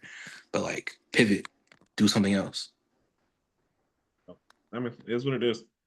All right. I will say this. I will give it best case. I think best case is along the lines of what Austin said. Powell, Hero, and Adebayo are all stars. Khalil Ware, Jock Edge, and the rookie. I'm not even going to try to pronounce his name. They all take a good step forward. I have a solid season. The rookie becomes a starting point guard. Mitchell has a very good 6-man of the year type of year, and Miami's a top 4 seed in the East. Wins and is able to get to the conference finals basically because Bo is the best coach in the East, I feel. Worst case scenario, we missed the play-in. Adebayo, Powell, and Hero don't have good seasons. They're hurt. Everything. Ware takes a step back. We get a lottery pick, which isn't that bad as well. I mean, I'm kind of feeling like we're going to be somewhere in the middle. I think we're going to be playing again. I think we're going to make the playoffs again because usually Spo is the best coach in play-in. So usually that's why Miami ends up winning the play-in. Because Miami you could be sub 500 and still make the play-in in the East. So yeah, Miami was 8 games under 500 and made the play-in and made the playoffs. And that's why Trae Young was out there saying, "Oh, I don't think we should do the play-in anymore. I think it should be based on your records and stuff like that." When he used the play-in when he uses the play-in to get in the playoff, the hypocrisy. That's another problem too. Is like the thing is, some of the players who are top players, and Trae Young is considered top players on it. He's a bitch. Yeah, he's a bitch. They're just the way they complain. And stuff like that. You just for not liking any of the stars today. Yeah, they just don't endear themselves. I don't think Jalen was wrong for saying that at all. Like he was not like don't resonate with the stars. The stars are bitches. It's like, well, a lot of the stars are bitches, but some whole ass niggas for real. Excuse my language, obviously. I think that is part of like kind of the culture that we have right now too. We coddle to people. We don't beat people anymore. Like, there's just not that threat. They act like this. I mean, like Cat disappoints me as a human being. I've known people who've known him. He said he's always been like that. He's never been accountable for his actions. He's never been like that. As a human being, that's crazy. No, they said that. I know that I had people who worked with him, went to school with him, who've worked for me, and I asked them about because we talked about Jimmy Butler's situation and everything like that. He's like, nah, man, he's never been that type of person to take that type of responsibility for himself. It's always someone else's fault. No, he's just like no one's ever really held him accountable. I think he's starting to be held accountable in New York now. Maybe that's why he played better last playoffs. So I mean, it's nice to see people improving, but like that, it's that type of thing. And these are the biggest names in the NBA. But you're right, they're just not enduring. All right, so let's move on. who is y'all West favorite and who is y'all dark horse in the West? Josh, let's start off with you. Can we define dark horse before I? Dark horse is someone coming out of nowhere, like a team like say like Utah. I mean, Utah's not going to be a dark horse, but like that's someone I'm thinking about. Right. So for betting favorites, of course, out the West, going to be OKC and Houston. So who would be someone who you think could upset that balance right there? Okay, so because I kind of had Houston as a dark horse, but I see Houston I was a think I 2 see seed what you're last saying. year though, so and they have Kevin Durant. Yeah, they're only going to be a dark horse, Playboy. No, I guess you're right. My dark horse, I would probably say would be the Dallas Mavericks. That's actually a good one. Yeah, that's a good pick. I also could see the Phoenix Suns actually taking a good step forward since that trade with Houston. You think if Jalen Green can find a way to mesh well with Booker? Oh no, he won't. Yeah, they have an interesting team. I think To make a run for the conference, the Western Conference Finals. it's called a dark horse to compete. And what I also think dark horse is like somebody that ruins some people's teams. So they can ruin some people's party for sure. And of course the Nuggets. I don't think the Nuggets are ever out of it, especially. Well, if you have Jokic, yeah, but okay, so God, I just don't want them to win anymore. I just dislike him so much. I think above all, though, I think the top dark horse for me would probably be Dallas Mavericks for sure. I mean, they got three former number one picks on that team now. I mean, yeah, Kyrie is hurt to begin the season, but I mean, if they can find a way to play well, like having Anthony Davis as the defensive anchor on the back of that team, if Flag takes a good, Jason Kidd, if he can stay healthy, yeah, if he can stay healthy, if Flag has a good rookie season, they have a solid team. All right, I agree with that. What about you, Nick? Dark horse in the West. Well, first off, I'm assuming everyone thinks OKC is the favorite in the West here. Yeah. Okay. All right. Then go ahead with your dark horses.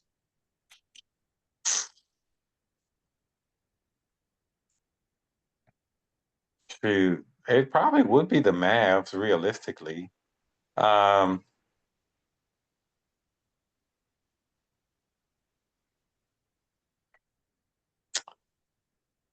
gonna just say it, just to say it. The Kings. Shut up, nigga.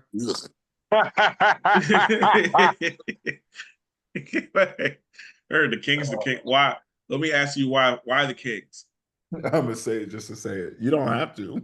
Yeah, you didn't. I don't know why you did. No, I'll take that back. Nah, hey, bro, don't let me spoil stand you, on bro. business. No, because I really did just say it just to say it. Would the Clippers be considered a dark horse? I would say no. Honestly, no. Because they made a lot of moves. They got Bradley But Beal. my thing is, I always feel like the Clippers are supposed to be contenders, but I never take them seriously. I don't take them seriously. Because I don't think you like Kawhi. That's why I think. I don't. I know Kawhi's not going to play all season, so what does it matter? I have nothing personally against him. The nigga's weird. But I think nigga just normal. But that's just me. I fuck with Kawhi. But I get you. You like weird ass shit though. That's fair. I'm going to go out on a limb and say the Clippers, and the Clippers end up staying healthy all season with that old ass team. Oh, now that's a strong take right there, because I just don't see how the hell that happens. Extremely strong. Mm-hmm.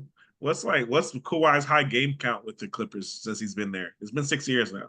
Is it 68? Is it 65? Yeah, I think he played a lot. I think he played a lot last year. I don't think he played 70 games though last year.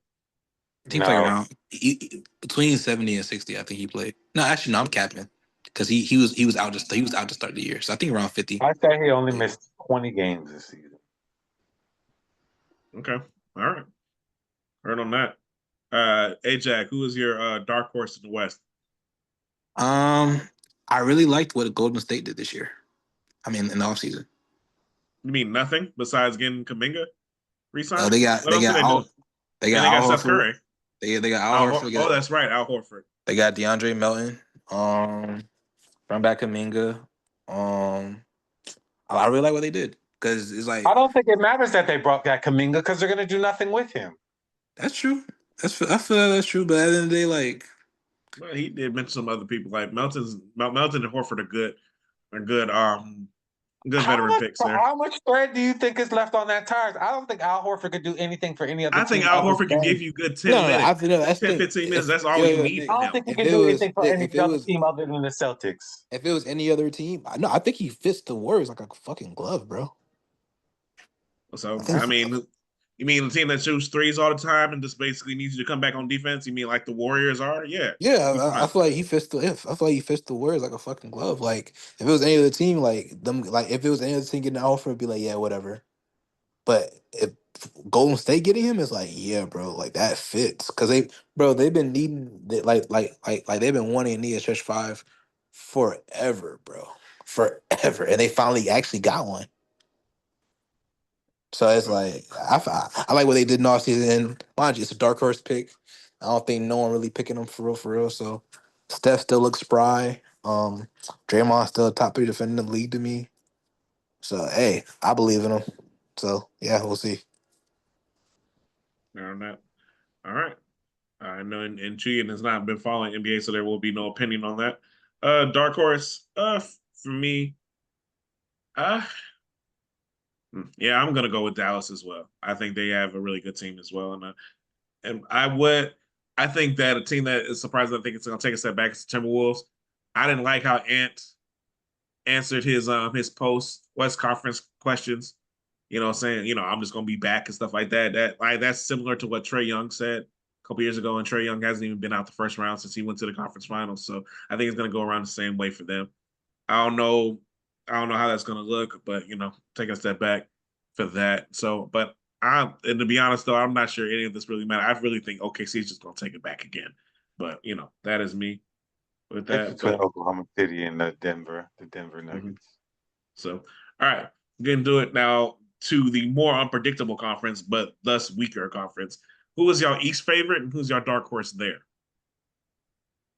East favorite? Yeah, Damn. I'll start off with you, Ajack.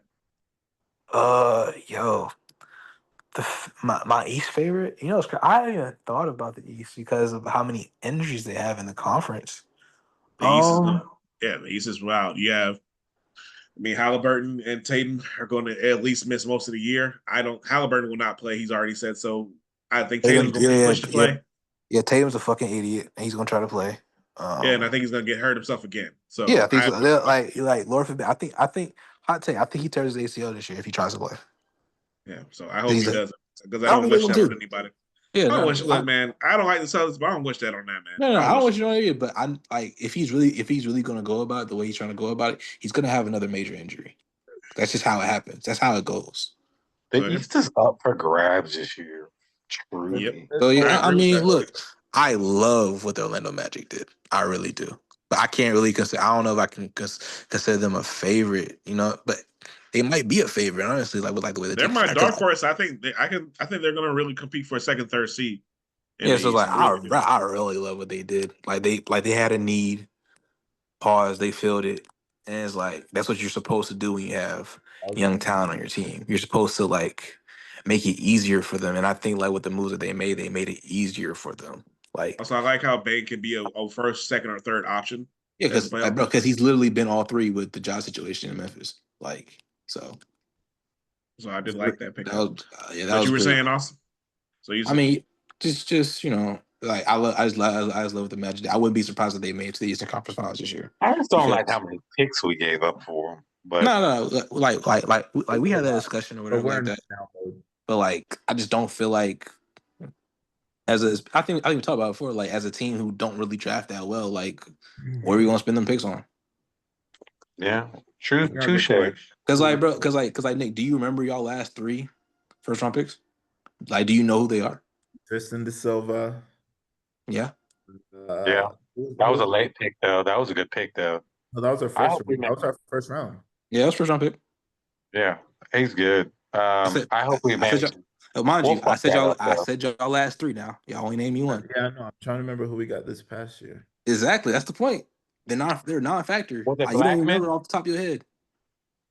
Was it Said Blackman? Blackman. Blackman was in the first round, wasn't he?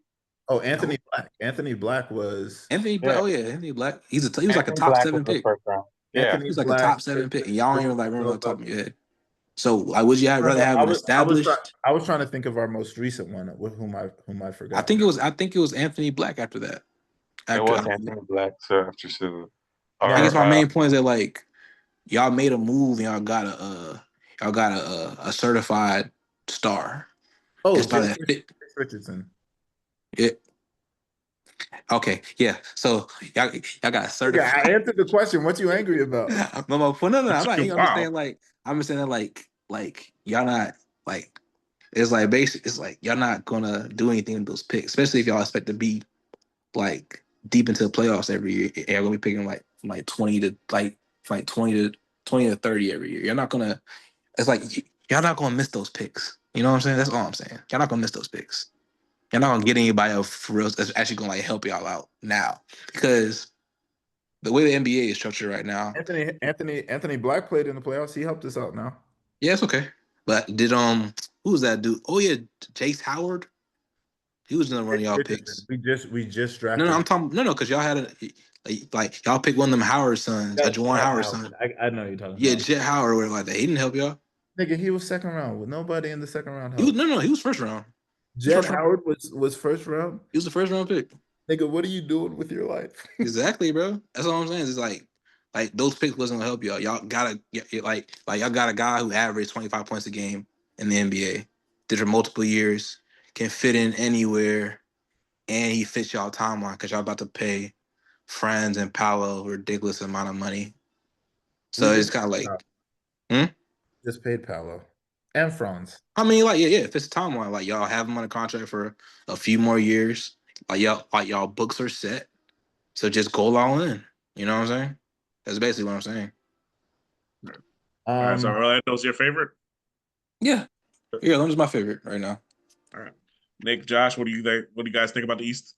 I hate saying that Orlando is the favorite, but they're in win now mode. This is what Paolo's fourth or fifth year. They really want to solidify him. And he's proven to be a star. I don't know if he's a superstar yet. Definitely a star. And I don't know anybody else that looks compelling enough. I mean, the Cavaliers, of course, could be favorited. To be clear, the Cavs are the East favorite at the moment, betting favorite. Yeah. Man, I don't believe in them niggas. I don't either. It's a down year for the East, unfortunately. From a competition standpoint, I would say it's always a down year for the East. But from a competition standpoint, it's definitely a down year. But my favorites would probably be Cleveland, Milwaukee, and the Magic. I don't believe in the Knicks ever. Neither do I. I don't believe in the 76ers right now. If they didn't fire Tibbs, I would have picked the Knicks. Really? Interesting. To lead? Not to win. To lead the East? Yeah. So I guess those are we doing dark horses or are we just saying? Yeah, you can. My dark horse would likely be the Detroit Pistons. Yeah, that's mine too. I forgot about them. I like them. We're treating Orlando like they're not a dark horse. No, I mean, y'all made a Orlando move. is favorited, and Orlando is favored. Orlando's a top 4 favorite and betting favorite as well, I think. I mean, like I said, Cavs and Knicks are two betting favorites. I think Orlando's third or fourth. Yeah. So I'm. When we don't win this year, we'll fire our coach, and then we'll be shitty again. Watch. So, all right, Nick. So, who's your favorite in your dark horse?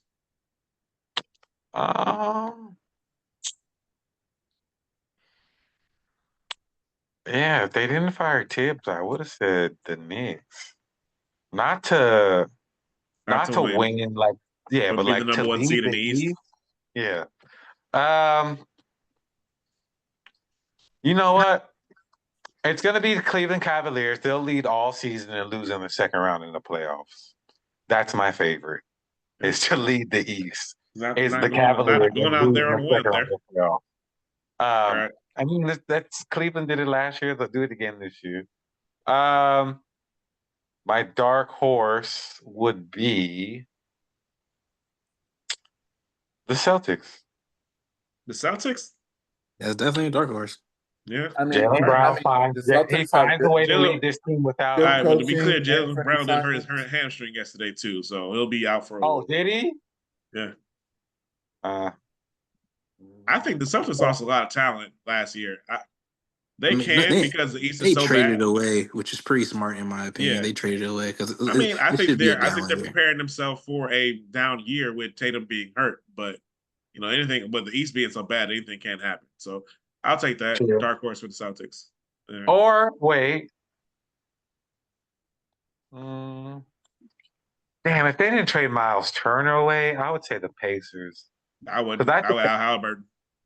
I mean, they still got good players. They still got good play. I think they could play. I think they play well without Halliburton. In a way, I mean, they did in the playoffs. Yeah, they played very well without him. The Pacers But could they be. don't. They need Turner. I They think the need Pacers Turner made the playoffs. I definitely think the Pacers made the playoffs. because y'all are forgetting they still have Pascal Siakam, who at one I'm point. not forgetting that. I I'm not forgot forgetting that. about that. Do I think Pascal? I think Pascal's a think good I number one forgot. option. No, I don't.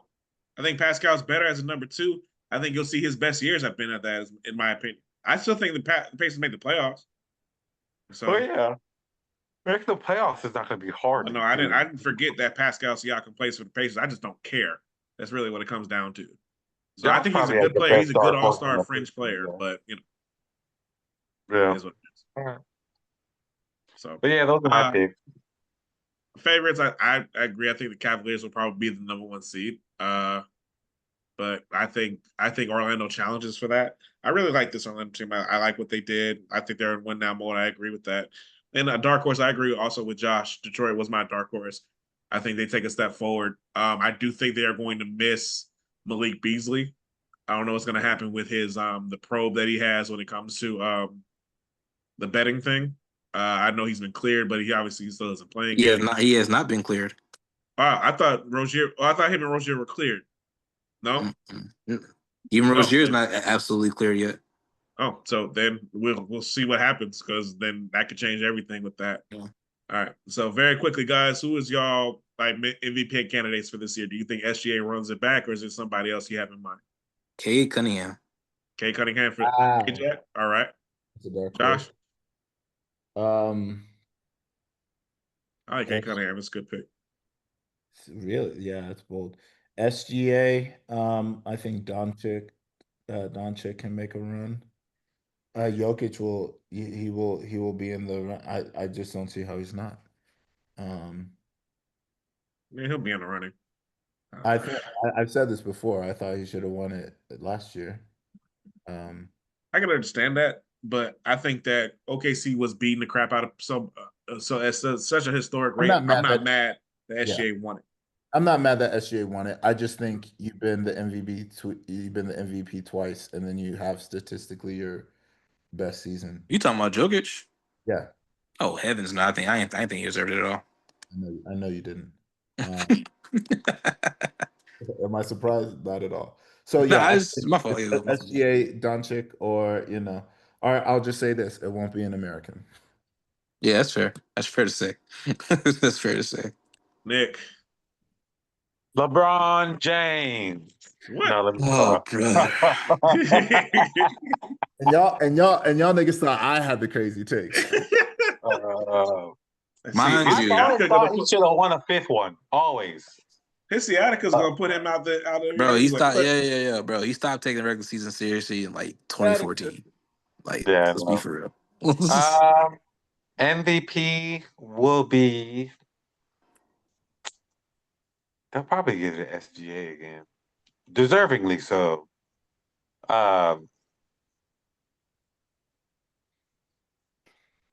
Yeah, it'll be Gilchrist. It'll be SGA. SGA. You'll just all right. I think a dark horse for it, even though I said this team take a step back, will be Anthony Edwards. But I do think that SGA goes out for it, gets it again. I do like that Cade Cunningham pick too, because I do think the Pistons take a step forward. All right, let's get to the national discussion. Hold on, I'm sorry. Another dark horse could be the Spurs. That's a good one. It's a good one. Is Fox still hurt to begin the season? Still hurt. He is still hurt. I think, yeah, they're they're gonna have talking to. a lot about them too. I think that's a good pick for the Spurs as a West dark horse. I mean, my only concern is like I got to make sure the blood clots for Wembanyama are like completely Yeah. gone. Yeah, That's my they only have a concern lot to about them. prove. They have a lot to prove, and they need to be healthy. But But they they've can. drafted well, so Yeah, well, like the best over the last few years. They have the last two rookies of the year. And they could have a third. Harper's that good, yeah, so for sure. that's a good pick. All right, so getting to national discussion, I'm actually going to add a question that I had earlier to this with it, because this probably was better as a national question. When it comes to the conferences, the Power Four conferences in college football, and Jay, I hope you're good and ready for this. Where do you think the hierarchy lands, and how much of a difference is it between each conference? Jay, Nigga, let's start off I with don't you. want to talk about this. So I think I alluded to this early in our group chat. Yeah, Um, that's why I want to talk about it because I thought it was a good point to make. all right, now it's always been the SEC and then everybody else. Um, I've never understood why the Big Ten was getting so much praise as it was for the past 10 years. Mhm. I never thought it was on that level to be spoken about like the SEC was. That's my opinion. But now, like, I guess with TV contracts and the way they be talking, I guess the way they're talking about switching up the playoff and having the Big Ten get these automatic bids, it's just kind of like, when did the Big Ten become this powerhouse conference where they had they were like 8 to 10, 8 to 6 teams deep? That was never the Big Ten ever in my lifetime. Yeah. So like I It's think it's a still lot closer than what the media perpetuates. I think it's SEC. I think it's SEC. And then probably Big Ten, ACC, Big 12. But the gap between SEC and Big Ten is bigger than the gap between Big Ten and ACC, in my opinion. But you're saying that the SEC is far superior than the Big Ten. Yeah, well, not far, but it's maybe ahead above the Big Ten as far as like depth and quality of football. Okay. I don't All right. think, yeah, I don't think Big Ten should be ever in that conversation. It never was. Certain teams, yes, but not as a conference. But you It don't is think like now just with the landscape of football, though, with all so the basically what you're conferences oh my bad. realigning or whatever you want to call it. Mhm. I So mean, you can't. That in of itself makes the conference better just because it's added more teams and basically got rid of the Pac-12. well, I mean, they have the same amount. What Big Ten sits at what 16, 17 teams right now? Oh, okay, yeah. Yeah, ACC has 17 teams. I mean, it doesn't that's so much being deep doesn't necessarily mean it's better. I can understand that. I think the top is a bit heavier than it was, but I think what's going to hurt the Big Ten this year is Penn State falling off. I think that was Yeah. a big calling card You guys saw for that? the SC for the Big Ten. But also too, when you look at some of the Big Ten's out of conference schedules, Ohio State and Michigan are the only ones who are challenging themselves right now outside of conference. Penn State and Oregon are not. Oregon played Georgia a few years ago, got smoked, and haven't really played anybody outside the Power Four since then. Yeah, So I have a problem with that. Florida State, Clemson, Miami, and the ACC, even Duke, a lot of these other players, they're challenging themselves. They right. are scheduling Power Four teams, and then they have also the ACC has that contract with Notre Dame. You know, y'all know I don't like Notre Dame and anything like that. You know, but I'll put that aside. It is still considered a Power Four team. Nobody on this podcast likes Notre Dame. So I think that the ACC challenges itself a lot more than the Big Ten. I think it needs to, and I think that also the annual rivalries with the SEC I think matters. I don't think the Big Ten is doing that. So I do think that gap is a lot shorter than people think. I do think the Big Ten is top heavier. I will agree with that right now, but I will say this: I think that Miami could play right now. If we're saying Miami's the best team in the ACC at the moment, I think Miami could play the same schedule that Oregon does and have similar results. I think they could win 10 and 11 games at this point with this team. I think. Yeah, that's fair. So I All definitely right. think if So Miami in the played, Big I Ten right definitely think if now, Miami played Indiana's schedule, that they'd be 11, going to eat the two. Now Yeah. I'm not trying to take away anything from Indiana. No. Indiana, I think, has We the get it. best win in the nation going into Austin and beating Oregon. I think they have the best win in the nation right now from all the teams. But still, Indiana's schedule is a joke, and until they truly become a true power, it will stay that way. you know what they hang their hat on, the Big Ten? History. Yeah. Because historically, Ohio State and Ohio Michigan. State's good. Penn Ohio State State and Michigan. historically is good. Michigan historically is good. Nebraska historically is good. But I mean, the same thing goes for ACC, and a lot of teams try to like peek into tradition. I mean, like like a lot of the people say about when it comes to Miami is that all we talked about is the last 25 years and like, the time before that when the U was back. People, go ahead. Think about the redistricting of, I would say the ACC over the years has gone more. We're trying to be the smartest. We have the best schools, right? We have Duke. They just added Stanford. They have Cal, like BC. They have these educational institutions, and it's also a basketball move in my opinion in many ways. But they try to hang their hat on a couple other things, especially from a historical standpoint, with where you can get a good education and lose to Wake Forest. You know what I mean? Like that's just kind of what the energy has been for me. I don't understand that part, but I can understand that being something to think about. But the way the ACC is moved, I know none of us like the president that we've had over the past 10 years and stuff like that. It just I understand those moves, and we can say that in hindsight. I don't think that was their primary move when they were going for that. That's just say. Okay, that's fine. I mean, Stanford and Cal, they're great ads when it comes to the educational part, but they only did that when the Pac-12 got raided by the Big Ten and the Big 12. So But I don't think they did. They could have easily gone to other conferences, but they Right. didn't. Well, I mean, they kind of got passed over, and ACC took those over. They reached out, ACC took them. That's how I see that. Like realistic, like you don't think that Cal and Stanford would have went to the Big 12 if they would have had a chance to? Yeah, I think they would have gone there definitely. I think they would have went there. Honestly, I'm gonna be There's honest. probably more money in the Big 12, honestly. Texas money is always going to be big, and they have a lot of Texas schools. So I think that's why I actually thought it was a shrewd move getting SMU, because you get that Texas money, you get that handhold in there.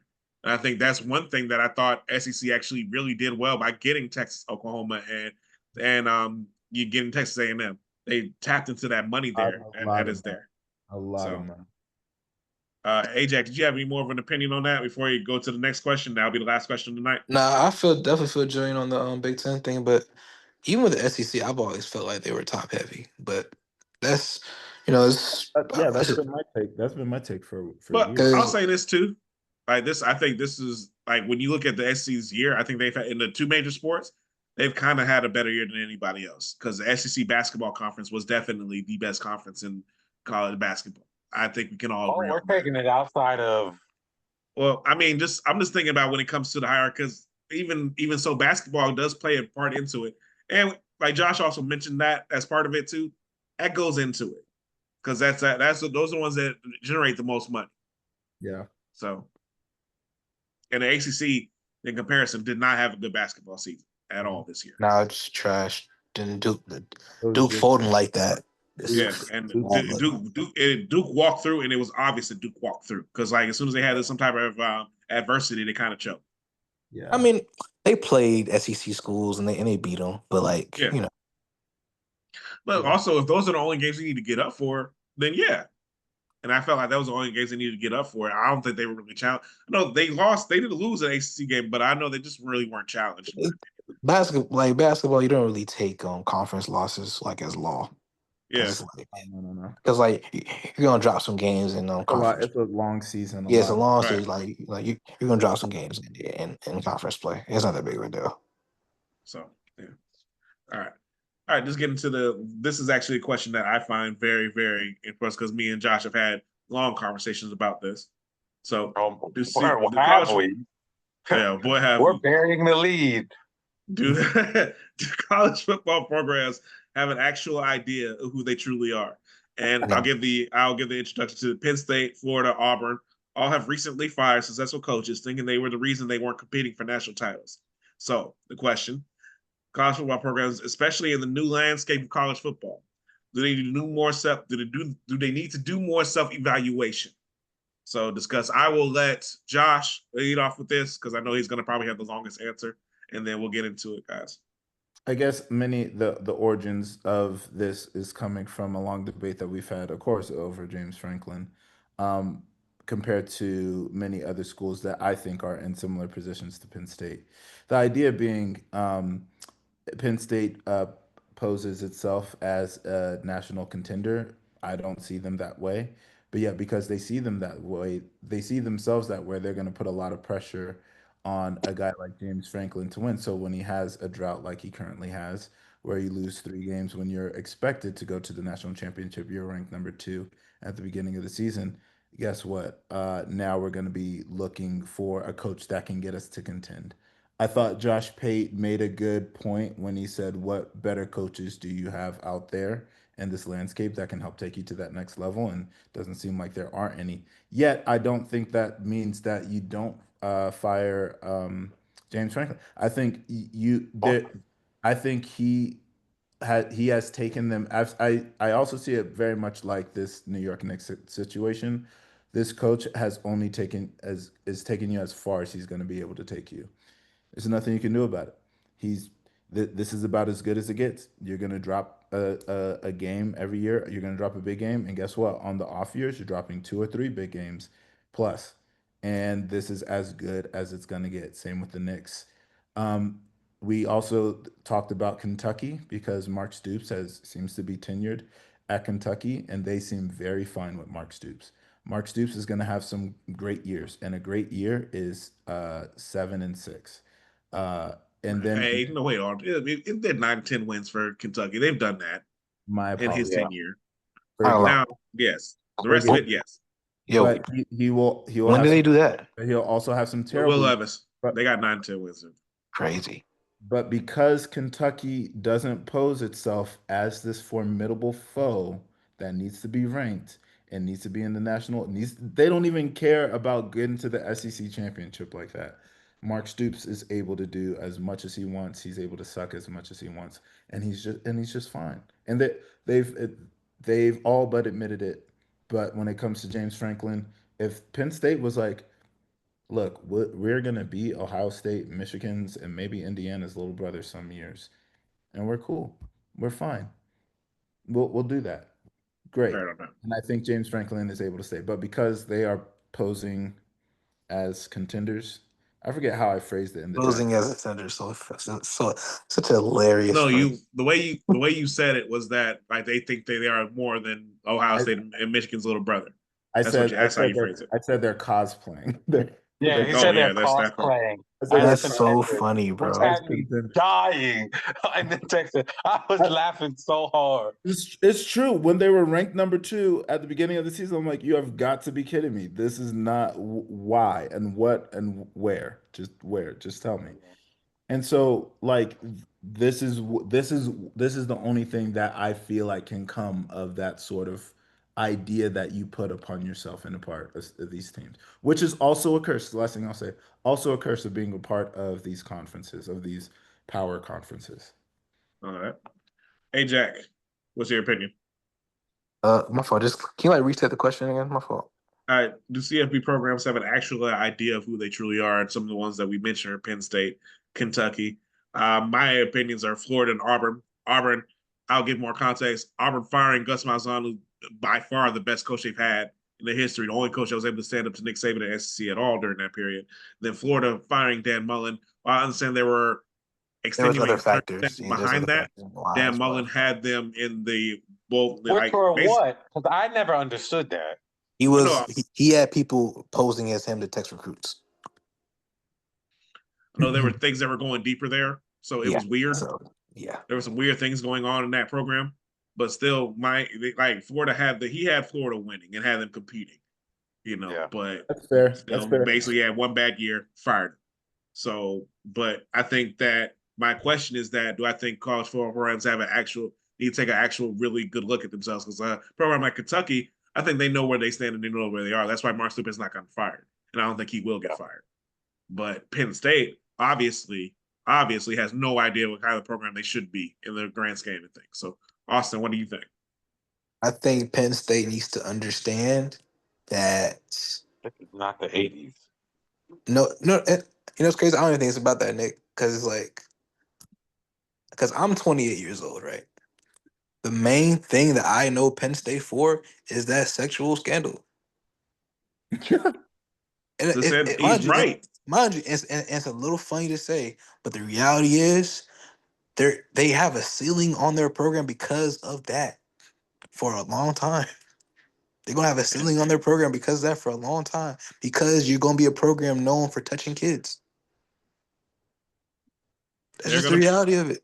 but he Like, has a good point. There are going to be parents who are going to have they're going to have misgivings about sending their children there, and as they should have, like and especially that's going, being. and it's crazy to say that might last for like another 20 years until I'm like 48 and I have like grown children. That's gonna last. That's gonna be what they're known for. That's just the reality of it. So there's gonna be a cap on them. Should they have fired James Franklin? I'm gonna be honest. I don't think so because I don't think they're gonna get anybody better right now. I feel like the only person they're gonna get that. I feel like the only person that they was gonna get that's gonna be better was Kurt Signetti, and he just resigned. Any other person they try to get, it might be the same stuff about to happen. If they hire Matt Rule, what big games has he won? If they hire Manny Diaz, He what big beat games he, has he won? he beat CU second game of last year. That was pretty Hey, big. That's not a big win. cool, That was a cool, big cool, win.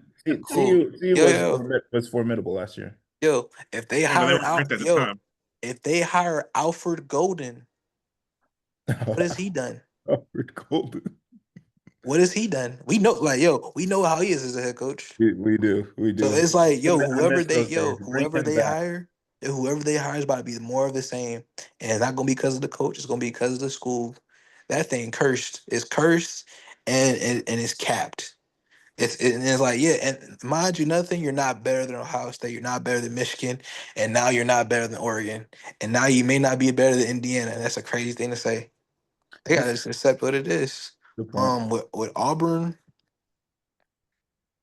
Yeah, I don't really think they have any self awareness because I really do think they feel like they should be competing for national championships. And the reality is, no.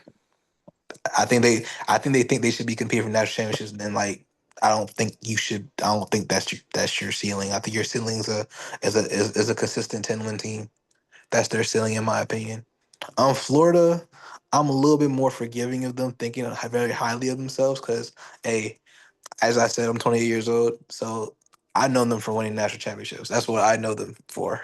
Florida, like that's how I know them or whatever like that. Obviously, it hasn't really been like that like the last 10 years or whatever like that, but in general, that's what I know them for. I know them for being dominant. That's what I remember them for. So I kind of understand that. Who's the other team you named, Phil? No, that's what I was talking about.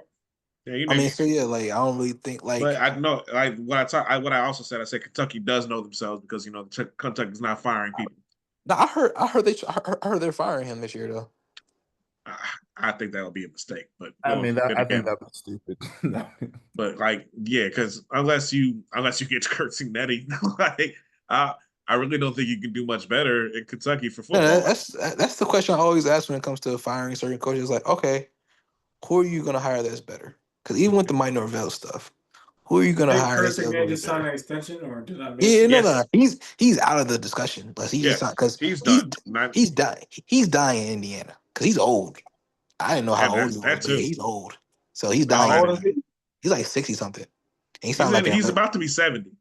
oh shit, Really? he's dying in Indiana. He looks He's good like for his he's age. mid 60s, about to be 70. So like He don't that's the look thing. that old. He started coaching pretty late in his career. In his like he started like he wasn't like someone who started coaching in his 20s. I think he started coaching in his 40s. So he's So been yeah, around a while. yeah, you would like people have like two schools have somewhere like at the end of the day, the people that's giving these schools money thinks their alma mater should be doing better, and that's what really matters. That's like the real thing. Penn State, the people giving Penn State money are probably like 60, 70 years old, so they're used to Penn State being on some shit. That's what they're used to. But and that's what really matters. It's the people who actually give the money. What do they think of their programs? I think they need to look in the mirror. That's the reality. That's how we should like really look at it. And the reality is, no one is giving millions of dollars to be average. You know what I'm saying? I'll give you No that. one's doing that. I'll give you that. But my issue, especially like, it's also this extends to like what the conversation out of Ohio State was last year. Like they said, if he lost to Michigan again and they didn't win that championship, they would have fired Ryan Day last year. He had a 90% winning percentage. I think that is absolutely. I ain't gonna hold you. I understand the Ryan Day stuff because the way they lose to Michigan be so embarrassing. I understand it. I mean, for me, it's also I take a savage pleasure in that because I don't like Ohio State. That's for sure, 100%. But I think when you look at it from an outside looking in, I just think that's absolutely insane. I think that I get it, I really do. But bro, it's like the way they lose to Michigan. Oh my gosh, bro. The problem is I think that people don't understand is like when you get rid of a high level coach, and the thing is, no matter what anybody wants to say, when it comes to James Franklin or all these other people, James Franklin is a high level coach. Comes to it, your program suffers for it, especially the way the programs are now doing. You have to start back over. I agree with that. I don't think you're wrong. I agree with that. I just think like, bro, like, we've all seen these documentaries about, we've all seen these documentaries about these college schools, whatever like that. But what really matters is, do you beat your rivals? And James Franklin didn't do that, and Ryan Day wasn't doing that either. So I kind of understand. So let me ask you this: like, who is Penn State's big rivals? Supposedly Ohio State and Michigan. Ohio State and Michigan, right? Yeah, Ohio State and Michigan. So bro, I don't think James Franklin beat them. I don't think they beat. He beat Ohio State. Yeah, that's just Michigan. He beat a couple times, but I mean, the grand scheme of things. No, when they were down or when they were like had sanctions or whatever like that. They really. Ohio State was ranked number 2 in the nation when he beat him and got the Big Ten championship. But that was a long time ago, and I understand that part. That was a decade ago. I think his record ended up being while he was at Penn State was like 5-21 against top 10 AP ranked teams, and I think 3 of those came last year. I don't know. I'm sorry, 2 of those came in the playoff last year. So I understand that part, but I guess I thought, and this is where I agreed with Pate. I thought he had a little bit more of a rope here. Yeah. I thought so too. Because like at the end of the day, like it is kind of crazy that like the moment you the moment you have a mid-year, you're out of there. That is crazy. I do agree with that. Like you have a mid-year, then you're gone. I do agree with that. That is kind of crazy. But hey, it's what it is. Nick, do you have an opinion?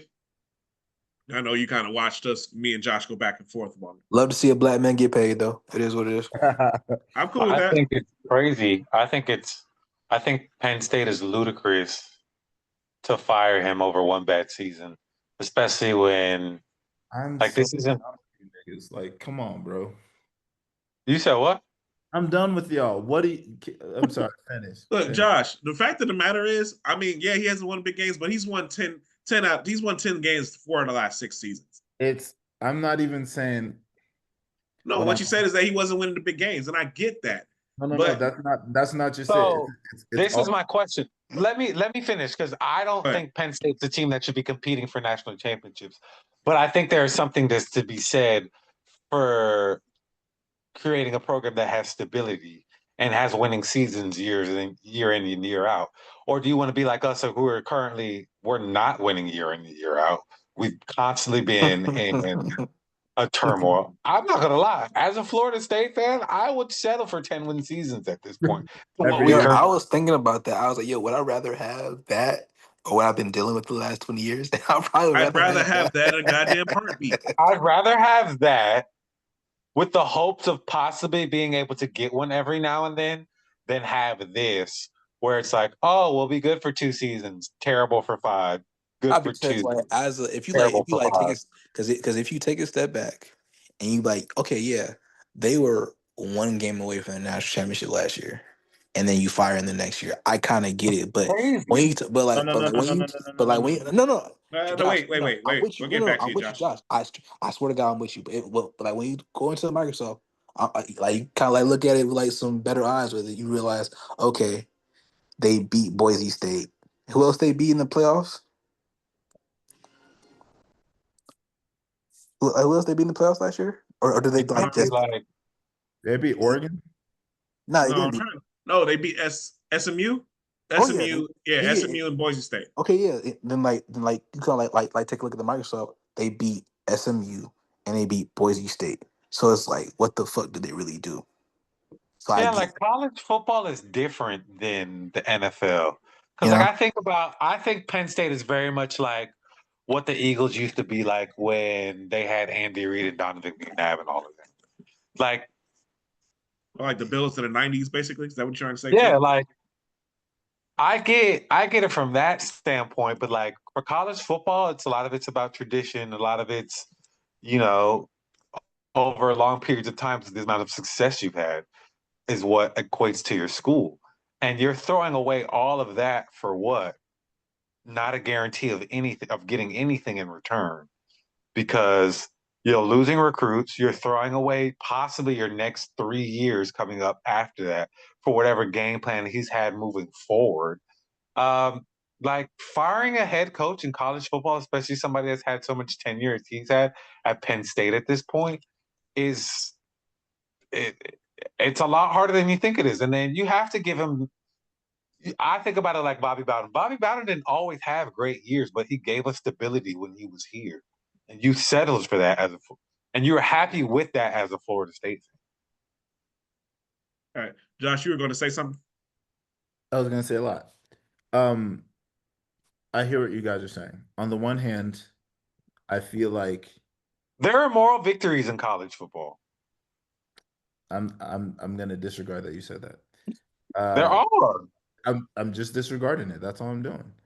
Um, I feel like we had Florida State had the James Franklin situation when we had Jimbo Fisher in many Okay. different. We actually wanted instead we actually wanted national championship, Right. but we were competing 10-win seasons with, and I don't even think Jimbo was let go because things were bad on the He football wasn't let field per go. se, but it was headed that way. Yeah. It was headed that way in the sense that like the He was forced to retire. he was forced to leave, Yeah, because but they told him to make a choice. But I think y'all would have. Would y'all not have kept him if he didn't make that choice? If he wasn't, Texas A&M didn't flirt with him. it's whether or not we would have kept him is Are different you from talking about Jimbo or are you talking how I about felt about Bobby? it. Huh? You talking about? No, he said Jimbo. I said Jimbo. You said Oh Bobby. no, then this is I said Jimbo. Now we no, actually I won took a that national back champ then. compared to James Franklin. We actually won a national championship at Florida State under Jimbo, but we had a lot of stability. It was looking like it was gonna sour. Jimbo And took another job. He didn't just voluntarily leave. Like he wasn't forced out. here's what I'm saying though. It started to look bad, and we already started to look for, maybe not started, but we are like this can't go on. It wasn't about the performance on the field as much as it was a lot of other things that were going on. And I then disagree. I think if he wanted to stay, we would have kept him.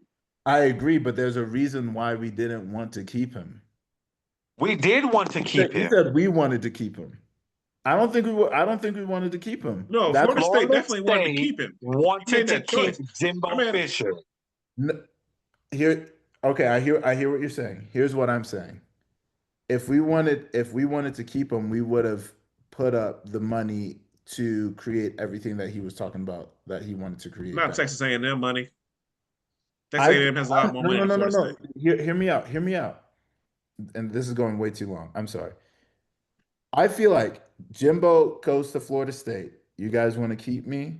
Then this is the direction that we want to go in. And then Florida State returns, we want to keep you, but we're not going to do that. That to me doesn't sound like you want to keep. It sounds I like you think want to that was keep the him more of in. a money issue where it was like, well, we just won with this. Why do we need to change? what I'm saying is 10 years later, about a decade year later, you're now You're doing exactly what he asked for. This is true. so my thought is that if you wanted to keep him, you would have shown, especially if he got you a national championship and has proven that, right? Like, great. But I things started to sour and then we got off and the everything collapsed afterwards naturally. But like to me, it seems similar to for me, this James Franklin situation where you have a guy that can support and sustain a program, right? But the second that things turn sour, you got to figure out like what your expectations are for your program and where you're at and how you're going to get there. And some schools choose not to pursue keeping a coach when they feel like the it doesn't matter what the landscape is like. If we're not going to get to where we want to get to with you, then sayonara. It's a wrap. And unfortunately, James Franklin had to suffer the consequences of that. And that just is what it is. I don't necessarily have any emotion towards him because of that. I think he's a decent coach, but like what are your expectations for what this coach should be? I understand that. I get that part, but that for me, what that kind of goes into what I'm saying. Do I think Penn State's looking at themselves realistically? Do I think that people are providing the money at all these programs that I mentioned? No. Do I think that they're looking at the programs realistically? No, No, I don't. No. but Like no, I think, but the thing is, Okay. like, you gotta look at it like this. I have one more Yes. thing, but go ahead. No, Awesome. look, they put their bread, and don't matter how they got there, they were 20 seconds away from going to the national championship. So, Then why didn't they go? the Drew Allard's ass. I get you. okay, so like yeah, I mean Nigga, how sometimes many years are we that's going to thing be in 20 college seconds football. away? How many In years are college we going to be football, 20 seconds away? sometimes the ball doesn't bounce your way either. That happens And a lot of it's us. never bounced Penn State's way. That's what I'm saying. And it's never done it in their history. They have 2 national championships. One of them predates any of Miami's. The other one is right after. So Right. like I said, this all And they won the the L, point I make. and the one they won on us should be investigated for Yeah. gambling. He cheated. So- Let me hear Phil. But- Let me Phil hit it. But what I'm saying is that I understand like the whole point of having having expectations, putting money into it and wanting to. I think the way that I think when Miami actually pivoted and was actually going in the right ways, they hired the right AD, they hired the right football coach because they actually looked at the program like, okay, this is not working. Us just putting whatever coach is the hot name in there and putting it in there and being like, oh, because he wants to coach Miami. That's right. We have to be realistic about where Miami stands and what Miami really needs and how it needs to be built. So that's why I think Miami's heading in the right direction. Now, it'll be years before we're talking about Mario Cristobal and the way that we're talking about what's happened with Penn State and James Franklin. My point is that Miami took a look at this program and was like, okay, this wasn't working. My point is I think Penn State needs to do the same thing. And I don't think they did. So I think if they did, I don't think they'd be firing James Franklin a year after they were 20 seconds away from going national championship game. My last thing, and I don't know how big of a factor this plays, and I know everybody wants to go. My last thing is this is what happens when we have this conference talk. When we have this conference talk about who's the best conferences and who are the best teams in these best conferences. Oh, we have SEC has all these niggas ranked in the top 25. Big Ten has all these niggas top. And we're unable to fairly evaluate. All of a sudden, Penn State, who probably sucked from the get-go, it now looks a lot worse because they used to be ranked number 2, and now a nigga's out of the job. Now everybody's expectations about what this season could have been is now dashed, and it could have been solved. One, if we probably didn't have preseason rankings, but two, if we were able to evaluate ourselves a little bit more soberly against what it is that we want from our college football team. I'll say this: this situation, most situations, I don't like preseason rankings. This situation, I don't agree. I think that there would have been pressure on him to beat Oregon no matter what, no matter what the preseason rankings were. And I think, like even if you're ranked 16th instead of it still would have been like, oh, he can't win the big game because that would not would have mattered because after the first 3 weeks, Penn State would have been ranked if there were no rankings. The way Penn State looked, Penn State probably would have been ranked 15th. They played Nevada, bro. And then Oregon definitely would have been ranked still top been 5 ranked, as well. Josh. Because like So they would have been. They were a top 14 last year. Those guys would have been ranked. After what week? After when Hey, they in played your the fourth week of the scenario, season, I don't know. those teams would have been ranked. Who, Yeah, I FIU, don't know, like your like no Nevada? preseason ranking scenario. I don't know when you start Yeah. ranking teams, but they probably still would have been ranked. Because it's still the same people who are ranking them. So they would have had like even to say if you were banned from not ranking people to begin the season, they would have looked at the games and be like, oh well, Oregon and Penn State, they look good at beating the crap out of people.